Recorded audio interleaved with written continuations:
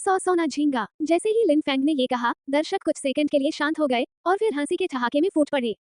यहाँ तक कि वेटर भी मुस्कुराया। उसने कई सालों तक इस हाई एंड रेस्तरां में काम किया। पहली बार उसने एक आदमी को चिथड़े उठाने की तरह कपड़े पहने देखा और सोना झींगा का ऑर्डर दिया। हा हा, लिन फेंग, क्या तुम पागल हो गए हो? ये घटिया, उसकी दयालुता के लिए धन्यवाद। हा हा हा, मुझे मौत के घाट उतार दिया। लिन फेंग, इसे मत खोलो। क्या तुम जानते हो कि सोना झींगा कितने हैं? 1 लाख, पूरे 1 लाख। तुम खुद को बेचने का जोखिम नहीं उठा सकते। उद्धरण चिन्ह। लिन फेंग न केवल पहले की तरह ही हारे हुए हैं, बल्कि मजबूर होने का नाटक करना भी सीख गए हैं। हर कोई पागलों की तरह हंसा। मू जेकू ने अपने दिल में आह भरी। वो लिन फेंग के व्यवहार को समझ सकती है। अगर किसी का इस तरह उपहास किया जाता है, तो मुझे डर है कि वो वापस लड़ना चाहती है। भीड़ के उपहास का सामना करते हुए लिन फेंग के पास कोई अभिव्यक्ति नहीं थी। उसके दिल में कोई उतार चढ़ाव नहीं था और यहाँ तक कि हंसना भी चाहता था। क्यों? क्या आपको विश्वास नहीं है कि मैं इसे बर्दाश्त कर सकता हूँ? वो ब्लैक गोल्ड कार्ड निकालने वाला था जब मुज़िक्यू ने अचानक वेटर से कहा, क्षमा करें, मेरा दोस्त मजाक कर रहा है। फिर उसने लिन फेंग के सामने अपनी प्लेट में सोना झींगा रखा, मुस्कुराया और कहा, लिन फेंग, आप मेरा खा सकते हैं। आह, ये! लिन फेंग दंग रह गया। उन्हें उम्मीद नहीं थी कि मुज़िक्यू ने खुद को अपना सोना झींगा देने की पहल की। कुछ समय के लिए मेरे दिल में एक अकथनीय गर्मजोशी और भावना थी। वह भाग्यशाली महसूस करता था, चूंकि उसे सुया ने अपने घर से निकाल दिया था। धन्यवाद मुज़िक्यू, लेकिन मैं उद्धरण चिन्ह। बकवास बंद करो। वैसे भी मुझे भूख नहीं है। इसे ले लो। मुज़िक्यू ने मुस्कुराते हुए कहा। लिन फेंग ने अपने सामने सोना झींगा को देखा और उसकी आंखें नम थीं। उसे याद आया कि स्कूल में जब वो अपने सहपाठियों द्वारा तंग किया गया था, तो केवल मुज़िक्यू ने खड़े होकर खुद को बचाने की पूरी कोशिश की थी। मुज़िक्यू, धन्यवाद, आज तुमने मुझे एक सोना झींगा दिया। मैं तुम्हें भविष्य में 1000 बार, 10,000 बार चुकाऊंगा। हा हा हा, देखो, लिन फेंग रो रहा है। ये पहली बार है जब उसने इतनी महंगी झींगा खाई है। क्या वह उत्साह में रोया? कई छात्र हंसने से खुद को रोक नहीं पाए। झांग बेन ने सूंघकर लिन फेंग को देखा। उसे लगा कि यह आदमी असली हारे हुए है। शराब पीने के 3 दौर के बाद छात्रों ने धूम्रपान करना, पीना और बातचीत करना शुरू कर दिया। वास्तव में सहपाठी पार्टी में केवल 2 चीजें हैं, धन संपत्ति का दिखावा करना और महिला साथियों का दिखावा करना। इस बार भी कोई अपवाद नहीं है। पहले हमने स्कूल में बीते दिनों के बारे में बात की और फिर स्वाभाविक रूप से विषय काम, वर्तमान स्थिति, आय, आवास, ऑटोमोबाइल इत्यादि जैसे संवेदनशील विषयों पर आ गया। बेहतर स्थिति वाले छात्र दूसरों की तुलना में 1 डिग्री अधिक बोलते हैं, जबकि खराब तरीके से घुलने मिलने वाले छात्र मूल रूप से शायद ही कभी बोलते हैं या बात भी करते हैं। वे बस चुपचाप बैठते हैं और सुनते हैं और कभी-कभी एक कप पीते हैं ताकि यह साबित हो सके कि उनके पास कुछ करने को है। इन लोगों में सबसे अच्छा झांग बेन है। वह क्रेजी रीडिंग टीवी नामक एक प्रसिद्ध लाइव गेम प्लेटफॉर्म पर काम करता है। पद एक कार्यकारी का है। 30,000 युआन के मासिक वेतन, वार्षिक छुट्टी, साल के अंत में बोनस और अन्य लाभों के साथ नीचे कई एंकरों का प्रबंधन करें। जब उन्हें पता चला कि झांग बेन इतना अच्छा कर रहा है, तो वे एक-एक करके उससे ईर्ष्या करने लगे। सभी तरह की चापलूसी उसकी चापलूसी करती रही। यहाँ तक कि कुछ छात्र जिन्होंने पहले झांग बेन से कोई संबंध नहीं रखा था, उन्होंने भी उसे विचेट करने के लिए कहने की पहल की। लड़कियों में से एक, सोंग जुएर, अपनी कक्षा में क्लास फ्लावर थी। जब उसने सुना कि झांग बेन एक कार्यकारी क्रेजी रीडिंग लाइव टीवी है, तो उसकी आंखें चमक उठीं। पता चला कि सोंग जुएर हाल ही में एंकर के तौर पर टीवी पढ़ने में पागल हो गई है, लेकिन क्योंकि वो एक नवागंतुक है, उसकी लोकप्रियता अभी भी अपेक्षाकृत कम है और उसका जीवन अपेक्षाकृत निराशाजनक है। सोंग जुएर ने झांग बेन को बिगाड़ दिया। भाई बेन, हम एक परिवार हैं, इसलिए आप दूसरों को ले लो। झांग बेन ने सोंग जुएर को देखा। उसके निचले शरीर में काउबॉय हॉट पैंट की एक जोड़ी थी। उसकी सफेद लंबी टांगें बाहर की ओर दिख रही थीं। इस थोड़े अकेले चेहरे के साथ झांग बेन को खुजली महसूस हुई। इस छात्र सभा में उसने मूल रूप से अपना लक्ष्य मू जिक्यू पर रखा था, लेकिन वह ये देखकर थोड़ा निराश भी हुआ कि मू जिक्यू खुद के लिए गर्म या ठंडा नहीं था। इस समय सोंग जुएर, जो मू जिक्यू से केवल एक स्तर नीचे था, ने उसे खुश करने की पहल की। जैसे ही उसकी नजर मुड़ी, वह तुरंत हिल गया। झांग बेन ने गहरी मुस्कान का नाटक किया। शुरुआत में, जुएर, तुम एंकर के तौर पर टीवी पढ़ने में पागल हो। ठीक है, मुझे अपना मोबाइल फोन नंबर छोड़ दो। मैं कंपनी को नमस्ते कहूंगा और अगली बार तुम्हें सिफारिश की लहर दूंगा। वाह, धन्यवाद, भाई बेन। सोंग जुएर खुशी से उछल पड़ा और झांग बेन को जोर से चूमा। झांग बेन इतना उत्साहित था कि उसे अपनी महिला साथी की उदास आंखों की परवाह नहीं थी। वो बस जल्द से जल्द सोंग जुएर के छोटे मेमने को पाना चाहता था। वैसे चलो टीवी पागल पड़ते हैं और मेरे लाइव रूम पर ध्यान देते हैं। मेरा लाइव रूम 25,85,665 है। मेरे लाइव प्रसारण पर ध्यान देने के बाद आप ऑनलाइन ड्रॉ कर सकते हैं। जब तक आप 10 इनाम के टुकड़े इकट्ठा करते हैं, तब तक आप एक हवाई P-30 प्राप्त कर सकते हैं। सोंग जुएर ने उत्साह से कहा। जैसे ही उन्होंने सुना कि इतनी अच्छी बात है और वे सोंग जुएर के लाइव प्रसारण के बारे में उत्सुक थे, उन्होंने क्रेजी टीवी डाउनलोड किया और उसके लाइव प्रसारण कक्ष पर ध्यान दिया। लिन फेंग इसे डाउनलोड नहीं करना चाहता था, लेकिन सोंग जुएर ने एक-एक करके चेक किया। आधे मजबूर होकर उसे दूसरा डाउनलोड करना पड़ा। पार्टी के बाद, क्योंकि कई लोगों को कल काम करना है, वे घर जाने के लिए तैयार हैं। बाहर झांग बेन ने जानबूझकर खांसी, अपनी जेब से कार की चाबी निकाली और फिर पार्किंग की दिशा में चला गया। एक कार के पास चलो और दरवाजा खोलो। भाई बेन, मुझे मत बताओ कि वहाँ ऑडी A6 तुम्हारी है। ये कार बेन भाई की है। मैंने उसे अपनी आंखों से यहाँ ड्राइव करते देखा है। स्लीपिंग ट्रफ, ये कार बहुत सुंदर है। इसकी कीमत 5 लाख से अधिक है। यह एक पागल टीवी कार्यकारी होने के योग्य है। यह एक गाय है। लोग आश्चर्यचकित थे और प्रशंसा कर रहे थे। सॉन्ग जुए ने जल्दी से पीछा किया और कहा, भाई बेन, क्या आप मुझे सवारी दे सकते हैं? झांग बेन ने मुस्कुराते हुए कहा, बेशक जुएर। सॉन्ग जुएर खेलने के लिए उत्साहित था। उसने झांग बेन का हाथ पकड़ा और उसके पीछे चला गया। लोग बहुत ईर्ष्यालु थे। बाएं हाथ में सेक्सी महिला साथी और दाएं हाथ में क्लास फ्लावर सॉन्ग जुएर थी। ये बेन जीवन में विजेता है। फिलहाल झांग बेन भी बहुत गर्वित है। वह 30 साल की उम्र से पहले ही कंपनी का एग्जीक्यूटिव बन गया है। उसने सैकड़ों हजारों कारें भी खरीदी हैं। देखिए ये छात्र एक एक करके क्या बन गए हैं। हारने वालों का झुंड।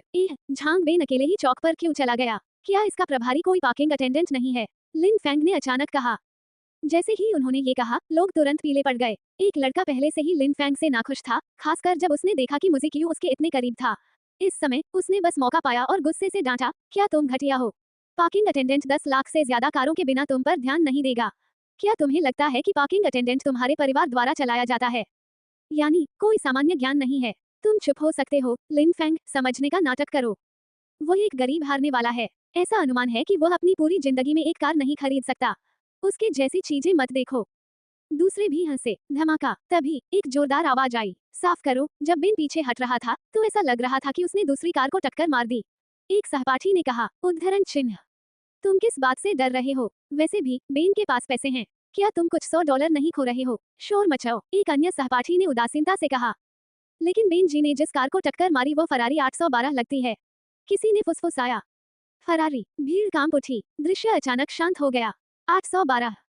हिस। सबने सांस ली। इतनी महंगी कार कौन हीरो चलाता है? ये बहुत स्थानीय है। झांग बेन को शुरू में कुछ खास महसूस नहीं हुआ। क्या ये सिर्फ कार नहीं है? इसके सैकड़ों टुकड़े हुए, हजारों तक, लेकिन उसने इसे ध्यान से देखा। ऐसा लगता है कि कार बहुत साधारण नहीं है। फिर से देखो, फरारी 812। पूरा व्यक्ति अचानक बेवकूफ हो गया। ये कार बहुत महंगी है। झांग बेन के बगल में बैठे सॉन्ग जुएर ने फुसफुसाया। 5 मिलियन से ज्यादा। झांग बेन ने मौत के भूरे चेहरे के साथ कहा। एक तरफ बैठी महिला साथी ने व्यंग्य दिखाया, मैं पहले उतर गई। लड़की ने सीधे दरवाजा खोला और चली गई। वह झांग बेन जैसे लोगों के साथ कोई उलझाव नहीं रखना चाहती। भले ही उसके पास कुछ पैसे हों, लेकिन वो दिलचस्पी नहीं रखता, क्योंकि जो आदमी आपको कभी भी छोड़ सकता है और आपको एक उपकरण और खिलौना समझ सकता है, वो बिल्कुल भी भरोसेमंद नहीं है। सॉन्ग जुएर ने देखा कि झांग बेन की प्रेमिका चली गई थी। वह थोड़ी घबराई हुई थी और जाने को तैयार थी, लेकिन उसने सोचा कि झांग बेन उसका अपना वरिष्ठ अधिकारी है। क्या होगा अगर वो गुस्से में आकर अपने लिए छोटे जूते पहन ले? उसे अपने दांत काटने होंगे और कार में ही रहना होगा। भाई बेन, हम क्यों नहीं भाग जाते? सॉन्ग जुएर ने फुसफुसाया। झांग बेन का शरीर कांप उठा और फिसल गया। क्या ये वाकई ठीक है?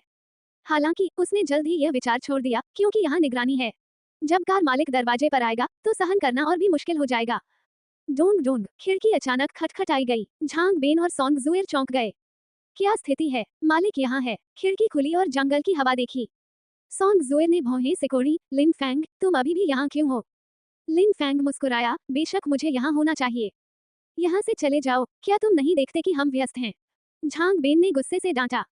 इस बदबूदार हारने वाली ने देखा कि उसके साथ कुछ हुआ है, इसलिए वह मस्ती देखने आई। क्या कुतिया है? लिन फेंग कैसे जा सकते हैं? फरारी 812, लेकिन जिस नई कार को उन्होंने अभी अभी खरीदा है, उसे गर्म होने से पहले झांग बेन ने टक्कर मार दी। अगर कोई और टकराता है तो लिन फेंग की मौजूदा संपत्ति दूसरों के लिए जिम्मेदार नहीं हो सकती है, लेकिन झांग बेन अलग है। उसने पार्टी में खुद को अपमानित किया और अब अपनी कार को टक्कर मार दी। उसे उससे समझौता करना होगा। ये देखकर कि लिन फेंग अभी भी वहीं खड़ा था, झांग बेन ने गुस्से में कहा, क्या आपके पास बस लेने के लिए पैसे नहीं हैं? सॉन्ग जुएर, उसे 5 युआन दो और उसे जाने दो। ये देखना कष्टप्रद है। सॉन्ग जुएर ने $10 का नोट निकाला और लिन फेंग के चेहरे पर फेंक दिया। मैं तुम्हें $10 दूंगा, बाहर निकलो। ये क्रिया लगभग भिखारी बनने जैसी है। लिन फेंग ने भौहें सिकोड़ी। उसने सोचा कि वे सभी सहपाठी हैं। यह मामला बड़ा और छोटा मामला बन गया है, लेकिन आप अभी भी इतने दबंग हैं, मुझे दोष मत दो। भाई बेन, मुझे कुछ और काम है, इसलिए मैं पहले जाऊंगा। भाई बेन, मेरी बहू ने अभी मुझे फोन किया और कहा कि वह बीमार है।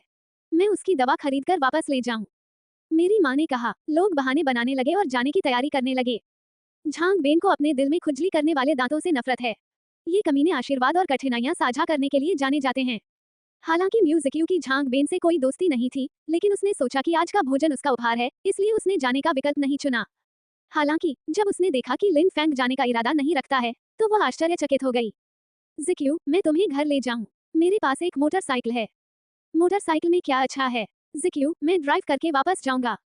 जाने से पहले कई लड़कों ने सोचा कि वे मुजिक्यू को एक साथ ले जा सकते हैं। अगर कुछ हुआ तो ये सबसे अच्छा होगा। म्यूजिक्यू ने अपना सिर हिलाया। नहीं, तुम जाओ। जिक्यू, अगर तुम नहीं जाओगे तो मालिक दुखी हो जाएगा। एक लड़के ने सलाह दी। जैसे ही आवाज गिरी, सफेद वर्दी में पार्किंग अटेंडेंट आ गया। अरे, तुम लोग यहाँ क्या कर रहे हो? पार्किंग अटेंडेंट ने सख्ती से कहा। भीड़ डर से जम गई। झांग बेन और भी हताश था। जब पार्किंग अटेंडेंट ने इन लोगों को फरारी के बगल में इकट्ठा देखा, तो उसे शक हुआ, इसलिए वह आया और देखा, और उसका चेहरा अचानक उतर गया। अच्छा लड़का, मैंने फरारी को खोज दिया। आपको जाने की अनुमति नहीं है। आपको मालिक के आने और क्षतिपूर्ति के बारे में चर्चा करने का इंतजार करना चाहिए। पार्किंग अटेंडेंट ने ठंडे स्वर में कहा। नहीं, हमने कार को नहीं मारा। हमारा क्या काम है? यानी मुझे जाना है। जाओ जाओ, उसे अकेला छोड़ दो। वे जल्दी में थे और जाना चाहते थे, और फिर कई सुरक्षा गार्ड सीधे हाथों में डंडे लिए हुए दौड़े। इन सुरक्षा गार्डों को देखते ही वे सभी डर गए और किसी ने फिर से हिलने की हिम्मत नहीं की। मुझे खेद है, मुझे वास्तव में खेद है। झांग बेन ने जल्दी से माफी मांगी। पार्किंग अटेंडेंट ने नाक भान सिकोड़ते हुए कहा, क्या मुझे माफी मांगना उपयोगी है? मालिक के आने तक प्रतीक्षा करें और देखें कि वो इसे कैसे संभालता है। इन लोगों ने एक नई कार को एक जर्जर टोकरी से टक्कर मार दी। मूल रूप से उन्होंने मालिक से पक्षपात करने और उसके साथ पक्षपात करने की योजना बनाई थी, लेकिन अब वे उसके साथ पक्षपात कैसे कर सकते हैं? पार्किंग अटेंडेंट झांग बेन और अन्य लोगों से और अधिक घृणा करने लगा। तुम उतर जाओ, और तुम लोग मेरे लिए एक पंक्ति में खड़े हो जाओ और बैठ जाओ। पार्किंग अटेंडेंट ने झांग बेन और अन्य लोगों की ओर इशारा किया और उन्हें आदेश दिया। झांग बेन के पास सॉन्ग जुएर के साथ भागने और कैदी की तरह दूसरों के साथ बैठने के अलावा कोई विकल्प नहीं था। हर कोई उदास और गुस्से में है। इससे उनका कोई लेना देना नहीं था, लेकिन वे एक साथ शामिल थे। अगर मुझे पता होता तो मैं उत्साह देखना बंद कर देता और दुर्घटना की स्थिति में तुरंत भाग जाता। उनमें से सबसे उदास सॉन्ग जुएर है। उसने सोचा था कि जब वो वापस जाएगी तो वह झांग बेन को बहकाएगी। उस समय वो लाइव प्रसारण खोलकर अधिक संसाधन जीत सकती थी। नतीजतन अब सब ठीक है और सब कुछ व्यर्थ है। सॉन्ग जुएर ने देखा कि लिन फैंग और मुजिक्यू अभी भी वहीं खड़े थे जहां वे थे। वो गुस्से में थी और उनकी ओर इशारा करते हुए बोली, वे हैं। वे भी हमारे साथ हैं। पार्किंग अटेंडेंट ने भौहें सिकोड़ी, मुड़ी और कहा, तुम दोनों का क्या मतलब है? क्या तुम मुझे समझ नहीं सकते? पलट जाओ और बैठ जाओ। मुजिक्यू डर गई और सहज रूप से लिन फैंग की बांह पकड़ ली। लिन फैंग ने उसके छोटे हाथ को थपथपाया और मुस्कुराते हुए कहा, ये ठीक है। मुझे नहीं पता कि यह वाक्य हारे हुए लिन फैंग के मुंह से क्यों निकला। मुजिक्यू के मन में अजीब सी शांति थी। लिन फैंग ने अपना सिर उठाया, पार्किंग अटेंडेंट को देखा, मुस्कुराया और कहा, भाई, क्या तुम मुझे भूल गए? मैं कौन हूँ? तुम? पार्किंग अटेंडेंट अचानक दंग रह गया। उसने घूरकर देखा और हकलाते हुए कहा, हाँ, ये तुम हो, बड़े या छोटे? कितना? सभी को लगा कि उन्होंने गलत सुना। दबंग पार्किंग अटेंडेंट लिन फैंग दा शाओ कह रहा है। पार्किंग अटेंडेंट सम्मानपूर्वक लिन फैंग के पास गया और कहा, युवक, इन लोगों ने आपकी कार को टक्कर मार दी। आप क्या करने के बारे में सोच रहे हैं? ये कहते हुए हर कोई भड़क गया। क्या पार्किंग अटेंडेंट पागल है? कार लिन फैंग की नहीं है। ये बेचारा भी फरारी कैसे चला सकता है? सभी को लगता है कि पार्किंग अटेंडेंट शायद गलत है। भाई, आपने गलत व्यक्ति को पहचान लिया। वो मालिक कैसे हो सकता है? हाँ, उसका नाम लिन फैंग है। वो हमारा सहपाठी है। वो एक गरीब हारा हुआ व्यक्ति है। वो खाने के लिए भी पैसे नहीं जुटा सकता। भीड़ ने बड़बड़ाया, चुप रहो, पार्किंग अटेंडेंट चिल्लाया। ये मूर्ख फरारी ड्राइवरों को बेचारे हारे हुए लोगों की तरह मानते हैं। तुम पागल हो। जिक्यू, क्या तुम फरारी की भावना का अनुभव करना चाहते हो? लिन फैंग ने अपना सिर घुमाया और अपने आसपास की लड़की को देखा। मुजिक्यू दंग रह गया। उसे नहीं पता था कि लिन फैंग ने अचानक ये क्यों पूछा, लेकिन उसने फिर भी एक कड़वी मुस्कान के साथ कहा, मुझे लगता है कि यह थोड़ा है, लेकिन कौन चाहता है कि मैं इतनी महंगी कार लूं? मैं लूंगा। लिन फैंग दाओ, अगर झांग बेन और अन्य को सुरक्षा गार्ड द्वारा नियंत्रित नहीं किया जाता, तो मुझे डर है कि मैं इस पल हंसने से नहीं रोक सकता था। क्या तुम चाहोगे? तुम एक फोर्ट चाहते हो? लोगों के पार्किंग वाले चाचा बूढ़े हैं और उनकी आंखें खराब हैं। उन्होंने आपको फरारी का मालिक समझ लिया। नतीजतन, क्या आप वाकई खुद को कार समझते हैं? यह मूर्ख निराशाजनक है। लिन फैंग, मुझे पता है कि तुम मुझे खुश करने के लिए ऐसा कह रहे हो। वास्तव में इससे कोई फर्क नहीं पड़ता कि तुम एक लग्जरी कार लेते हो या नहीं। जैसे जब हम स्कूल में थे, हम एक साथ सवारी करते थे और एक साथ बस लेते थे। हम भी बहुत खुश थे। मुजिक्यू ने मुस्कुराते हुए कहा। लिन फैंग एक ट्रांस में है। हाँ, इससे वास्तव में कोई फर्क नहीं पड़ता कि तुम एक लग्जरी कार लेते हो या नहीं। जब तुम गरीब थे, तब भी तुम बहुत खुश थे, भले ही तुमने सबसे सरल खुशी का अनुभव किया हो। लिन फैंग ने अचानक मुजिक्यू का हाथ पकड़ लिया। लिन फैंग, मुजी का चेहरा लाल हो गया। तुम सही हो, जिक्यू, लेकिन कभी कभी एक अलग भावना का अनुभव करना ठीक है।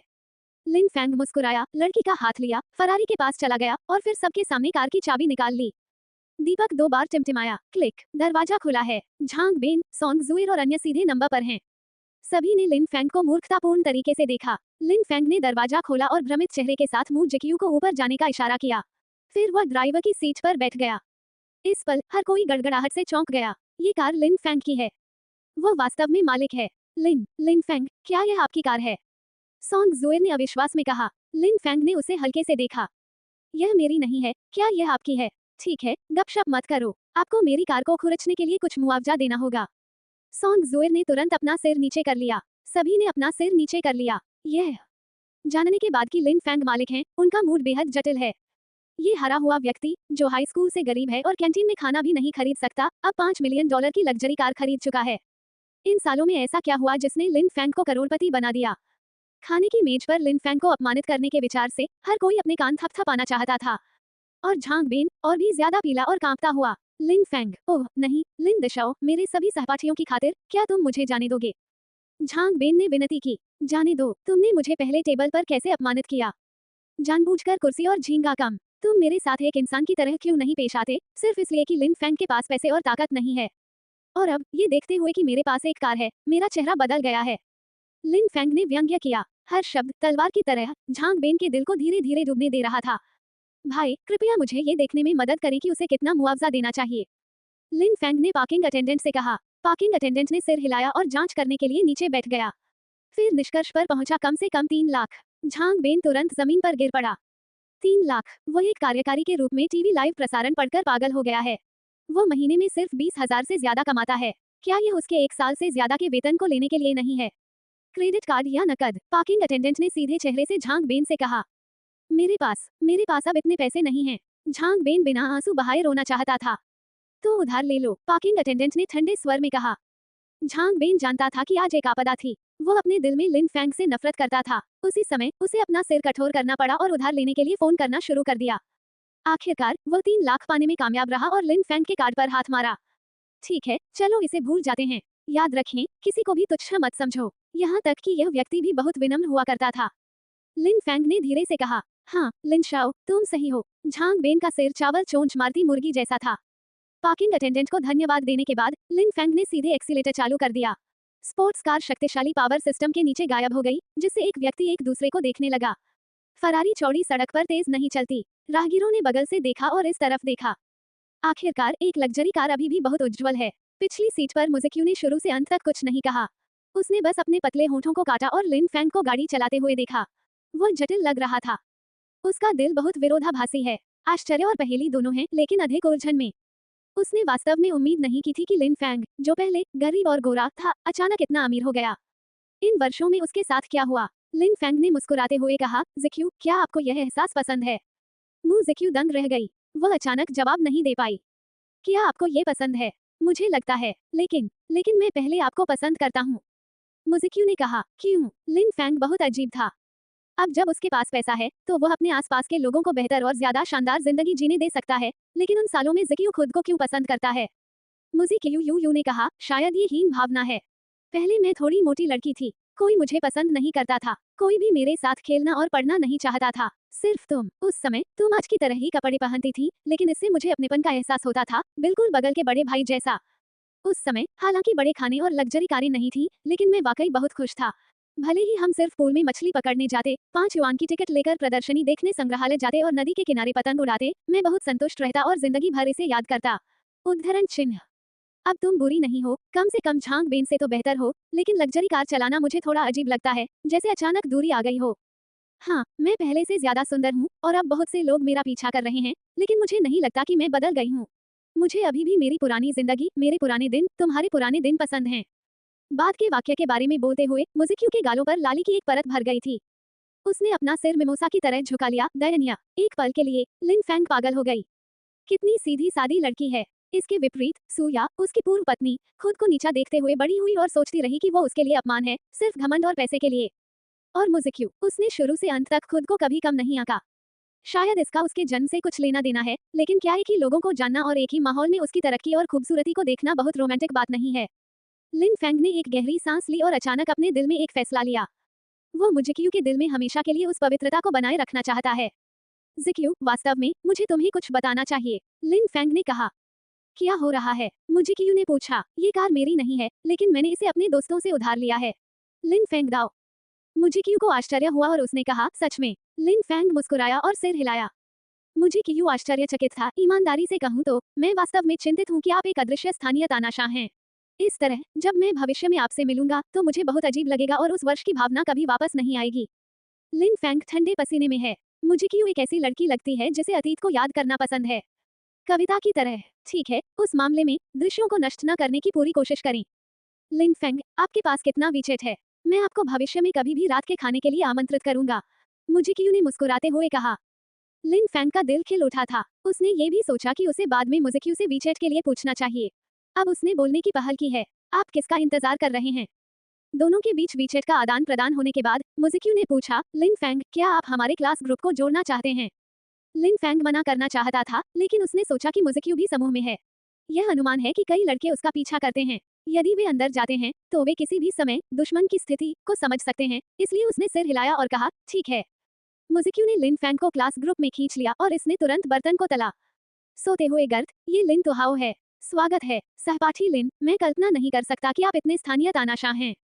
आज वास्तव में एक आंख खोलने वाला है। मुझे उम्मीद नहीं थी कि लग्जरी कार लिन फेंग की थी। क्षमा करें लिन फेंग, ये झांग बेन का विचार था कि आप पहले भी इस तरह से व्यवहार करें। इसका मुझसे कोई लेना देना नहीं है। हाँ, पहले भी झांग बेन ने जानबूझकर हमें आपको कक्षा में अलग थलग करने के लिए कहा था। इन तारीफों को देखकर लिन फेंग के दिल में कोई उतार चढ़ाव नहीं था। उन्हें आश्चर्य नहीं हुआ कि ये लोग इस तरह से प्रतिक्रिया देंगे। आखिरकार 5 मिलियन की लग्जरी कार उनके लिए बहुत चौंकाने वाली है, जिन्होंने अभी अभी स्नातक किया है। यह उनके चेहरे को नीचे गिराने के लिए पर्याप्त चौंकाने वाला है। इस समय झांग बिन, जो अपने मोबाइल फोन का उपयोग करके विचेट समूह देख रहा है, विस्फोट करने वाला है। नीमा, ये कृतघ्न कमीने, मैं आमतौर पर आपको खाने पीने के लिए आमंत्रित करता हूँ, लेकिन आप मुझे इस तरह से बेचते हैं। बेशक वह लिन फेंग से अधिक नफरत करता है। उसे जनता के सामने अपना चेहरा खोने दो। हालांकि उसके पास लिन फेंग के खिलाफ जवाबी कार्रवाई करने की हिम्मत नहीं थी और वह केवल अपने दिल में नफरत कर सकता था। लिन फेंग ने मुझे को सवारी के लिए ले जाने की योजना बनाई थी और फिर एक कॉफी शॉप में बैठकर अपनी जवानी को याद करने लगा। तभी मोबाइल फोन की घंटी बजी। हेलो, क्या ये लिन फेंग है? फोन पर एक खूबसूरत महिला की आवाज आई। मैं हूँ। लिन फेंग ने मुझे को दोषी मन से देखा और सोचा कि तांग वेई ने इस समय कैसे फोन किया। नहीं, मेरे पिता फिर से बीमार हैं। अब वे अस्पताल में हैं। चमत्कारी डॉक्टर पहले ही आ चुके हैं। क्या तुम अभी आ सकते हो? तांग वेई का लहजा थोड़ा जल्दबाजी भरा था। लिन फेंग ने तांग वेई से किए गए वादे को याद किया और तुरंत कहा, ठीक है, मैं तुरंत आ जाऊंगा। कौन सा अस्पताल है? फोन रखने के बाद लिन फेंग ने पाया कि मुझे अस्वाभाविक दिख रही थी। क्या यह आपकी गर्लफ्रेंड है? मुझे ने कहा, बिल्कुल नहीं, आप मुझे गलत मत समझिए। लिन फेंग ने तुरंत इनकार कर दिया। मुझे ने हंसते हुए कहा, मैं अभी पूछूंगा। क्या आप इतने घबराए हुए हैं? लिन फेंग ने शर्मिंदगी में अपना सिर खुजलाया। क्या आप जल्दी में हैं? जाकर काम पर लग जाएं। मैं अभी यहाँ से उतरा हूँ, मुझे ने कहा। ठीक है, चलो वापस चलते हैं और वीचेट से संपर्क करते हैं। लिन फेंग ने राहत की सांस ली। उन्हें चिंता थी कि मुझे गलत समझेंगे। हम मुझे ने कहा। मुझे के बस से उतरने के बाद लिन फेंग सीधे अस्पताल चला गया। वह धीरे धीरे गाड़ी चलाता था, लगभग 30 गज। अब जब जीवन एक महत्वपूर्ण मोड़ पर होता है तो वह सीधे 60 गज से अधिक ड्राइव करता है। स्पोर्ट्स कार का इंजन भिनभिना रहा है, जो बहुत हवादार है। राहगीर यहाँ हैरानी से देखते रहते हैं। जल्द ही मैं अस्पताल पहुंच गया। कुछ पूछताछ के बाद लिन फेंग ने वार्ड ढूंढ लिया। यह एक बहुत ही खास वीआईपी वार्ड है। अंदर की सजावट और सेटिंग बेहद शानदार और उन्नत है। लिन फेंग ने दरवाजे पर तांग वेई और डॉक्टर सन के साथ साथ कई डॉक्टर और नर्सों को देखा। इसके अलावा वहां 70 के दशक में एक बूढ़ा आदमी था जो तांग के कपड़े पहने हुए था, हेफा टोंगियान और असाधारण स्वभाव का था। लिन फेंग अंदर जाने ही वाला था कि उसे दरवाजे पर छोटी नज ने रोक दिया। सर, आप अंदर नहीं जा सकते, मुझे मिस तांग ने आमंत्रित किया था, लिन फेंग ने कहा। छोटी नज को स्पष्ट रूप से इस पर विश्वास नहीं हुआ, लेकिन इस समय तक तांग वे आ चुका था और उसने कहा, मैंने उसे आमंत्रित किया था। फिर उसने लिन फेंग का हाथ थामा और अंदर चला गया। जब लिन फेंग ने तांग वेई को भौहें सिकोड़ते और गरिमापूर्ण दिखते हुए देखा तो वह समझ गया कि मिस्टर तांग की हालत आशावादी नहीं थी। जब डॉक्टर सन ने लिन फेंग को देखा तो उनका चेहरा उतर गया और उन्होंने कहा, आप फिर से यहाँ क्यों हैं? ये झूठा व्यक्ति वास्तव में हार नहीं मानता। पिछली बार मैं श्री तांग की जान बचाने और उन्हें लाभ देने के लिए काफी भाग्यशाली था। क्या आप करीब नहीं आना चाहते? मैंने उसे आमंत्रित किया। यदि डॉक्टर लियू ने मेरे पिता को ठीक नहीं किया तो शायद श्री लिन मदद कर सकते हैं, तांग वेई ने कहा। जैसे ही उन्होंने ये कहा, डॉक्टर सन तुरंत मुस्कुराए। कई नर्सों और डॉक्टरों ने एक ही समय में लिन फेंग की ओर देखा। यहाँ तक कि डॉक्टर लियू, जो श्री तांग का इलाज कर रहे थे, ने आश्चर्य में अपना सिर थोड़ा ऊपर उठाया और लिन फैंग को देखा। मिस तांग, अब आप क्यों नहीं समझती? ये लड़का झूठा है, वो कुछ भी नहीं कर सकता। इसके अलावा डॉक्टर लियू के साथ आपके पिता की बीमारी ठीक हो जाएगी। डॉक्टर सन ने अपना सिर हिलाया और कहा। तांग वेई ने कड़वी मुस्कान के साथ कहा, मुझे उम्मीद है कि ऐसा होगा, लेकिन अधिक लोग हमेशा अधिक गारंटी दे सकते हैं। डॉक्टर लियू थोड़े नाखुश थे और गुनगुनाते हुए बोले। हालांकि लियू ने कभी यह स्वीकार नहीं किया कि वे चीन के पहले डॉक्टर थे, लेकिन उन्होंने दावा किया कि उन्हें पारंपरिक चीनी चिकित्सा में दशकों का नैदानिक अनुभव है और उन्होंने अजीबोगरीब और जटिल बीमारियों को देखा है, जो कि अधिकांश तथाकथित डॉक्टरों से बेहतर है। ऐसा नहीं है कि मैं इस युवक से घृणा करता हूँ। आखिरकार वो इतना छोटा है। अगर मैं मिस्टर टेंग को ठीक नहीं कर सकता तो वह ठीक कर सकता है। ओह मिस टेंग, जब आप ये कहती हैं तो जाहिर है कि आप मुझ पर भरोसा नहीं करती हैं। लियू टेंग वेई ने जल्दी से समझाया। डॉक्टर लियू, आपने मुझे गलत समझा। मैंने उन्हें बारिश के दिन आने के लिए आमंत्रित किया। आप नहीं जानते, मेरे पिता बीमार थे और सदमे में चले गए थे। यहाँ तक कि डॉक्टर सन ने भी सोचा कि मेरे पिता मर चुके हैं, लेकिन उन्हें मिस्टर लिन ने बचा लिया। ओह, और ये डॉक्टर लियू दंग रह गए और तुरंत अपने बगल में डॉक्टर सन की ओर देखने लगे। डॉक्टर सन शर्मा गए। नीमा, ये भी मिस टेंग है। कौन सा बर्तन नहीं खुलता, कौन सा बर्तन? सच में यह मेरे लिए बहुत अपमानजनक था, डॉक्टर सन ने कहा। डॉक्टर लियू, ये वास्तव में मामला है। डॉक्टर सन की कहानी सुनने के बाद डॉक्टर लियू ने भौहें सिकोड़ते हुए कहा, आपकी बात सुनो, ये छोटा दोस्त बिल्कुल भी दवा नहीं जानता। वो पूरी तरह से किस्मत से मिस्टर टेंग को बचाने में सक्षम था। हाँ, ये शुद्ध किस्मत है। डॉक्टर सन ने सिर हिलाया। बकवास। मिस टेंग, आप फिर से अपने पिता के जीवन के बारे में मजाक कर रही हैं। डॉक्टर लियू ने गहरी आवाज में कहा, पिछली बार उनकी किस्मत अच्छी थी। उन्होंने इतने असभ्य तरीके से मिस्टर टैंक की जान बचाई थी। इस बार क्या हुआ? उन्होंने फिर भी मिस्टर टैंक को पकड़ लिया और उनके सिर पर थप्पड़ मारा। लियू 40 से अधिक वर्षों से डॉक्टर हैं और उन्होंने कभी भी मरीजों के सिर पर थपथपाने के इलाज के बारे में नहीं सुना है। टैंग वेई का चेहरा लाल हो गया था और उन्हें नहीं पता था कि कैसे खंडन किया जाए। डॉक्टर लियू ने भी ऐसा कहा और तांग वेई को संदेह होने लगा कि क्या लिन फैंग वास्तव में पिछली बार लोगों को बचाने के लिए केवल भाग्य पर निर्भर था। अफसोस, ऐसा लगता है कि इस बार उसे आमंत्रित करने से मदद नहीं मिलेगी, बल्कि डॉक्टर लियू को चिढ़ा सकती है। डॉक्टर लियू ने ठंडे स्वर में कहा, आम आदमी को बाहर जाने दो, अन्यथा लियो आपके पिता के इलाज पर ध्यान केंद्रित नहीं कर पाएगा। तांग वेई के पास लिन फैंग के पास जाने और माफी मांगने के अलावा कोई विकल्प नहीं था। मिस्टर लिन, मुझे वास्तव में खेद है, ये सब ठीक है, मैं समझ सकता हूँ, मैं बस दरवाजे पर खड़ा रहूंगा। लिन फैंग मुस्कुराया और दरवाजे से बाहर चला गया। ये कहना गलत है कि आप बिल्कुल भी नाराज नहीं हैं, लेकिन मैं वास्तव में चिकित्सा कौशल नहीं जानता। कोई आश्चर्य नहीं कि डॉक्टर लियू ने मुझे गलत समझा। लेकिन क्या होगा अगर आप दवा नहीं जानते? मिस्टर तांग की बीमारी केवल उनके द्वारा ही ठीक की जा सकती है, चमत्कारी डॉक्टर लियू द्वारा भी नहीं। जब लिन फैंग अंदर आया तो उसने कोमाटोज मिस्टर लिन को देखा था। तांग ने बताया कि काली गैस ने उसके पूरे शरीर को पूरी तरह से भर दिया और सभी रक्तवाहिकाओं, मांसपेशियों और नसों को अवरुद्ध कर दिया। एक और धूप जलाने के समय के बाद, जब दिल, ये खतरनाक होगा। अगर डॉक्टर लियू काली हवा को नहीं देख पाते तो वे कुशल होते हुए भी मिस्टर टैंग को नहीं बचा पाते। तारांकिन वार्ड में कई छोटी नर्सें बारी बारी से डॉक्टर लियू का पसीना पोंछती रहीं। डॉक्टर लियू ने भौहें सिकोड़ी और चिंता में डूबे रहे। दरअसल वे नहीं देख पाए कि मिस्टर टैंग को कौन सी बीमारी हो गई है। बीमारी बहुत अजीब है। यह अनिच्छा से ही पता लगाया जा सकता है कि शरीर में कोई विष है, लेकिन ये स्पष्ट नहीं है कि विष क्या है।